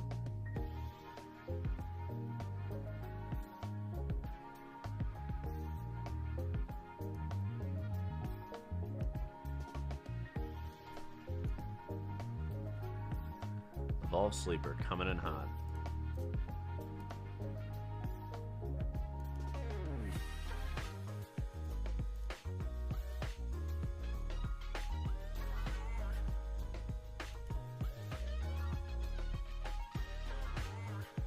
No profitable attack here.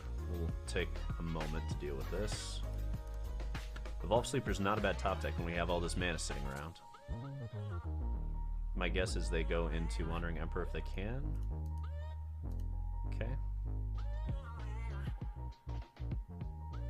Seriously, Duck? The 8th land? Really? That's what we needed in this moment, was the 8th damn land?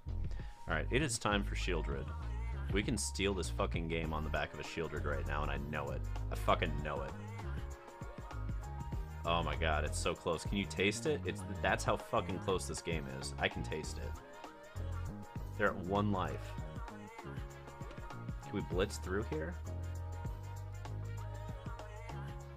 Maybe? I mean, we're definitely blitzing.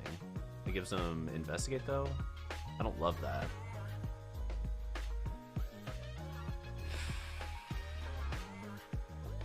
Is that really where we want to be? Fucking wedding announcement doing so much work for him.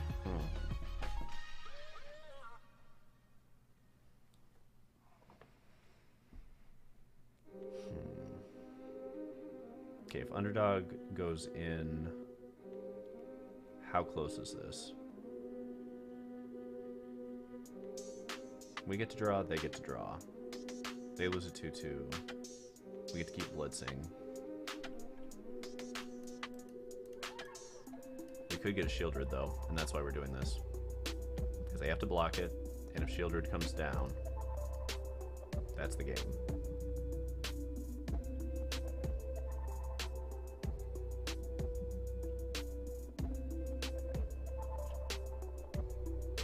Come on now.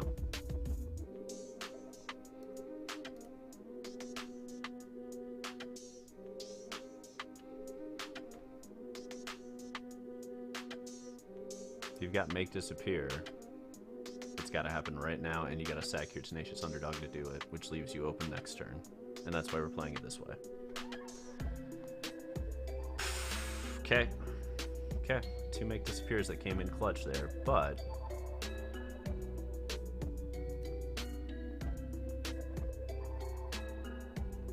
still got to find a way to bounce back from this. Dennick is probably the best path here for them. If they can get a Dennick, it's huge. Shield Rid's not enough on their end because of the blitz. Wandering Emperor would be enough. 8 lands and we get there? My god, I love this deck sometimes. Alright.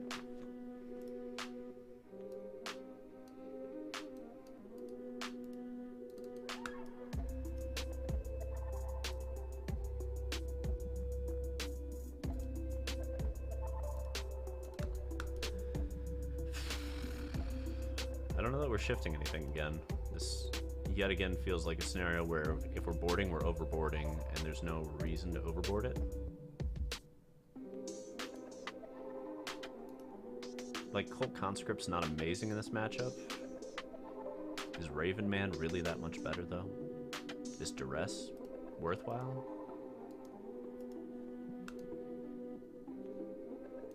You know, let's find out. I'm kind of curious. Gotta do some testing here.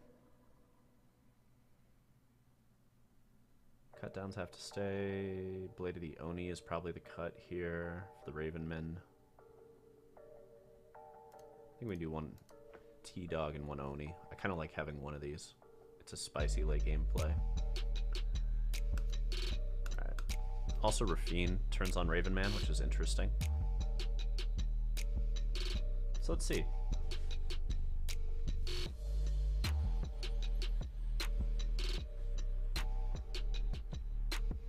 Okay, I'm in for this.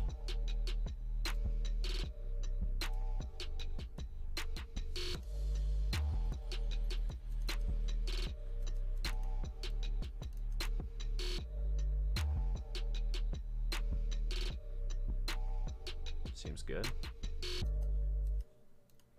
So here's what we hopefully take a wedding announcement. Oh my god, we got to take absolutely nothing. That's awful. And that really...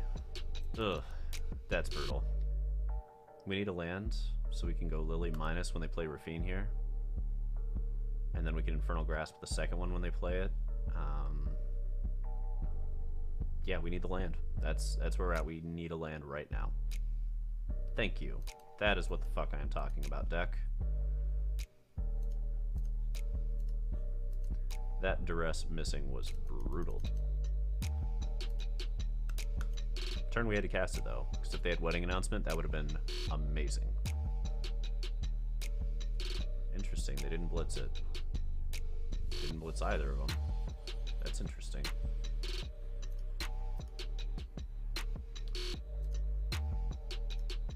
Pretty okay with this scenario.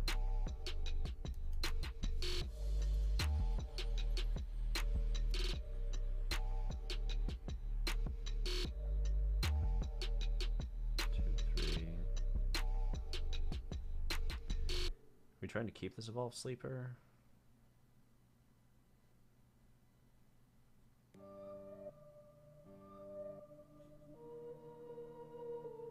Yeah. Let's do this and force them to deal with Lily the hard way. Like they get to Rafine here. Yeah.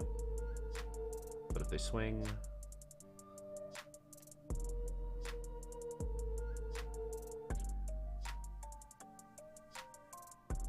Let's see what they do.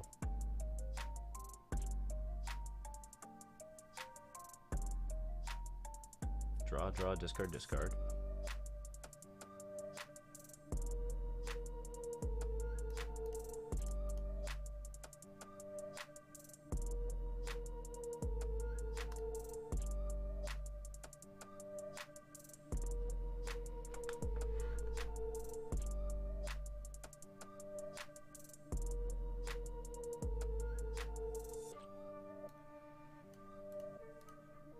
Alright, let's use Lily while it's relevant. We don't need to take the cards in their hand, we just need to be winning a foot race here, and that's something we can do.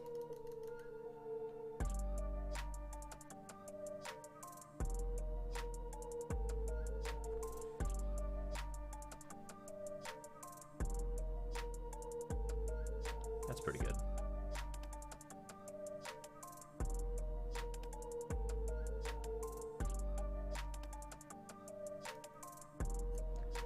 So is this.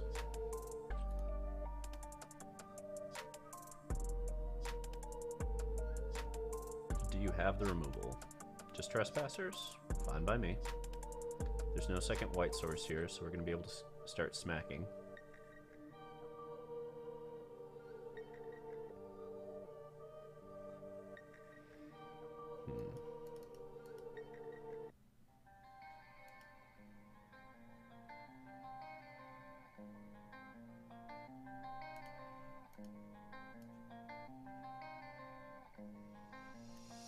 Just blow them both up.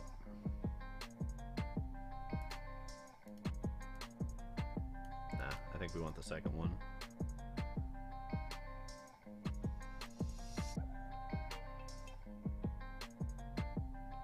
Yeah. Down to 5 they go. There's the white source.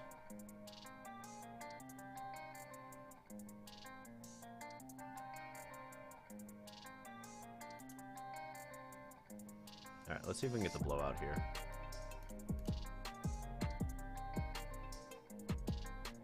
What are we worried about? Wandering Emperor? Not so much. No, we take it. We take it. We move on. Just in case it's an invoke. God damn it, it's the Wandering Emperor. Yep.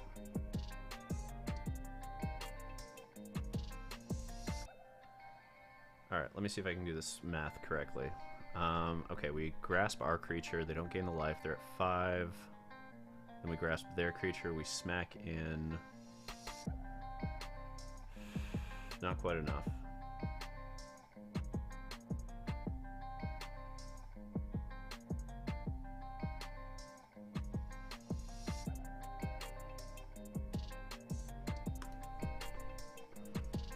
Damn it, damn it, damn it. I hate it when that happens.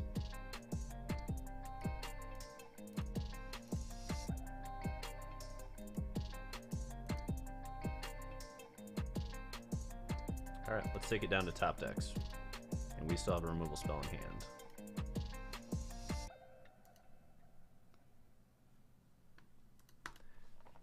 Top deck time. For us, not them.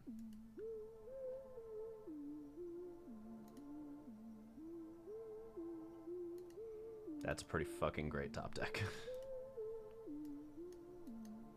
Yeah, they just start chaining those, don't they?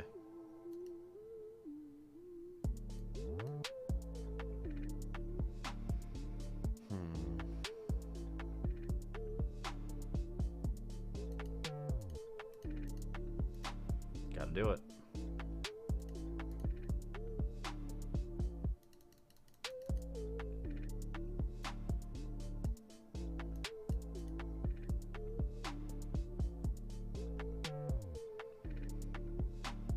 Yep. Just keep chaining them, don't they? Back comes another one. Hey, what up, Gilbot?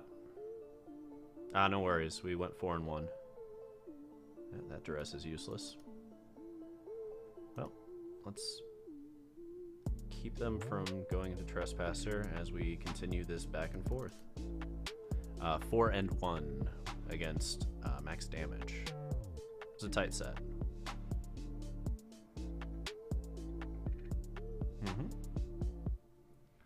They're just chaining missionaries here, which is just brutal for us.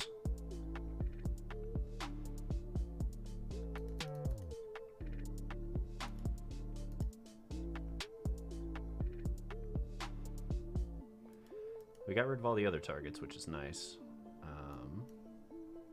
But we are just gonna have to deal with the fact that they can keep chaining these and drawing other cards, which is the nightmare.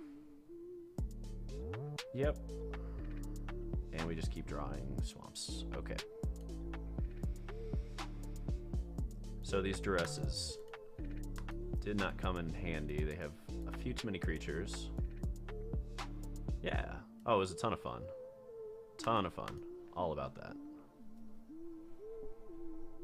I think we're going to lose game 2 here. These friction missionaries just back to back on the top decks. Brutal. Absolutely brutal. Okay. What are they doing here? Why the land? Oh my god. How many missionaries are in this damn deck?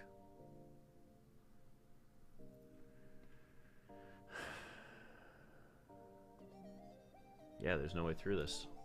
Let's move to the next game. 2 Duresses being dead. That's a problem. Okay, we're not on that plan. That is not the right plan. Play the Yoni, you're coming back. Soul Transfers, you're definitely coming in.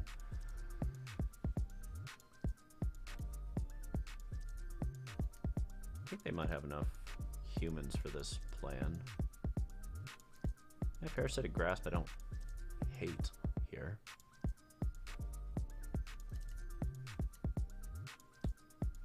I know they've Denic Pious, but since we have more removal, do we play the one unlicensed Hearse, or do we play the first whack?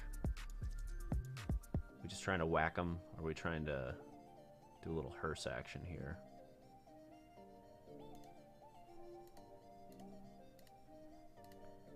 We're on the play, we're a tempo deck, I think we're on whack. Cult Conscript, you just don't match up, there's so many 2/3s. These can push through, everything else can push through. Yeah, the Cult Conscripts have to stay out. Oh, it was a ton of fun though, Max. I really do enjoy these series. Win or lose, it's just fascinating to play them and see what people are up to, what they're trying to do, you know? Alright, can we get there on game 3? Esper Missionary. I'm just going to call it Esper Missionary at this point. Pretty comfortable with this. Like, we don't have our 1-drop, but the rest of this is curving nicely, and we've got our cut downs to get their 2/3s the fuck off the board, which I also like.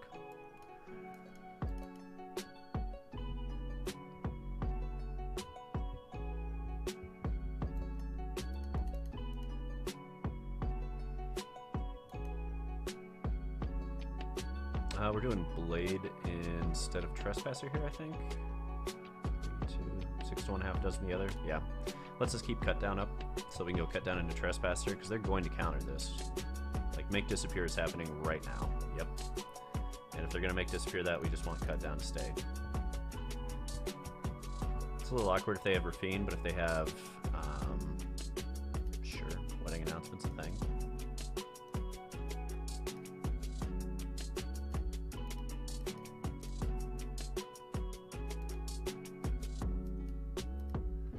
Alright, time to apply a little more pressure.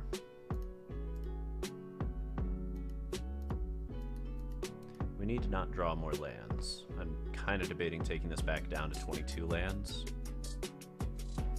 It's a little awkward when we flood above 4.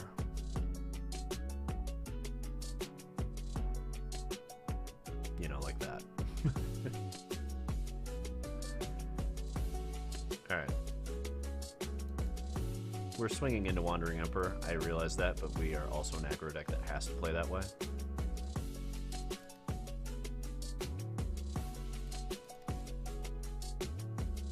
This little duo.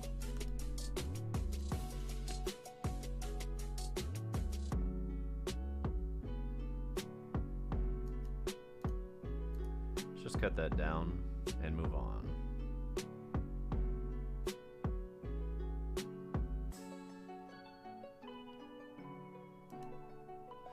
We keep playing these lands because Lily's in the deck, and so is Evolved Sleeper, and we need also to get around Make Disappears potentially as the game goes on. This Esper Tempo for Missionary, usually get exhausted after 1. Yeah, no shit, Steve, right? This Wandering Emperor. God damn. Yeah, they don't have to give a shit, they just keep rolling. They have literally everything. Okay. Okay.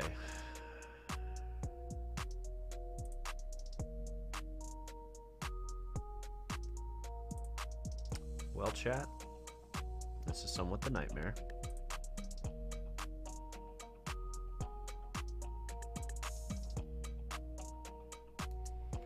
We do this now to make sure we get around Make Disappear.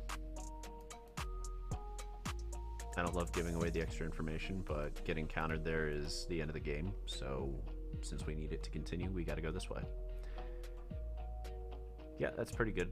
That deals with Menace very efficiently. Army in a can. Pretty good way to go. Shieldred stands alone. Let's find out. They're looking for Make Disappear here. Not finding it. Fantastic. Hope you just die to 4 turns of not drawing anything. That's where we're at with Shieldred now. Just need all the turns of them having no answers to this giant ass. What is the trap here? What's the trap, chat? There's got to be a trap that I'm not seeing. It's a Ganjo, right? Yeah, fuck off a Ganjo. We'll take 3. We get 2 of it back.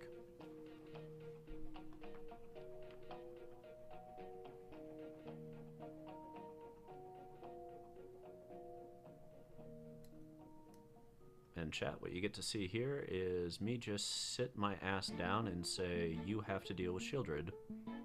And if they can't, we can win.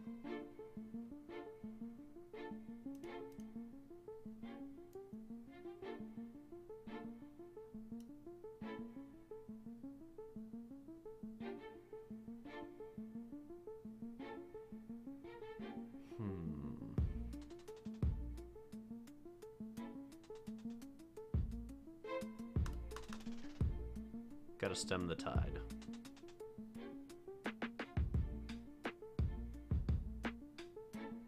Do you have an answer for Shieldred? Let's find out.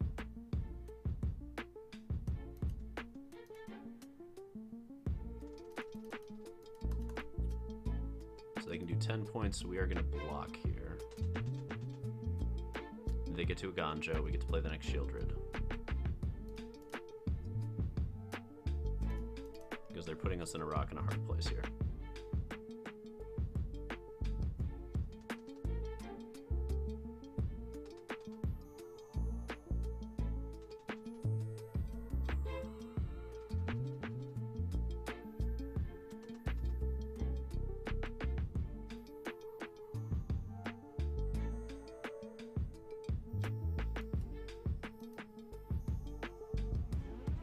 Okay, does Shieldred get there? Like, actually? It doesn't have to survive this turn. We just have to survive this turn.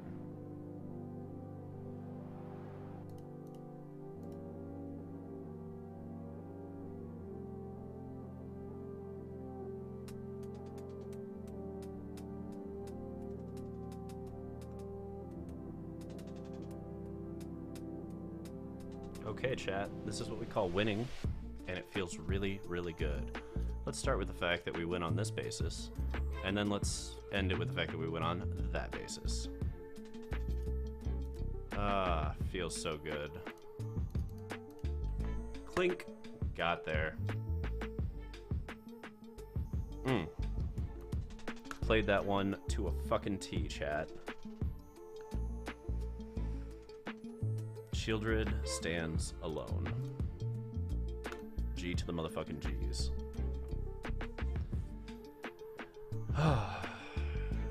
That felt good. That felt really good. Alright, back in the top 1200, and it's 8 o'clock. It's that beautiful sign-off o'clock time. Do a little shout-out here for the Nerdy Steve as well. If you haven't checked out his content, his stream, it is excellent. I'm a huge fan. Much love, as always. Yeah. Max, thank you so much, man.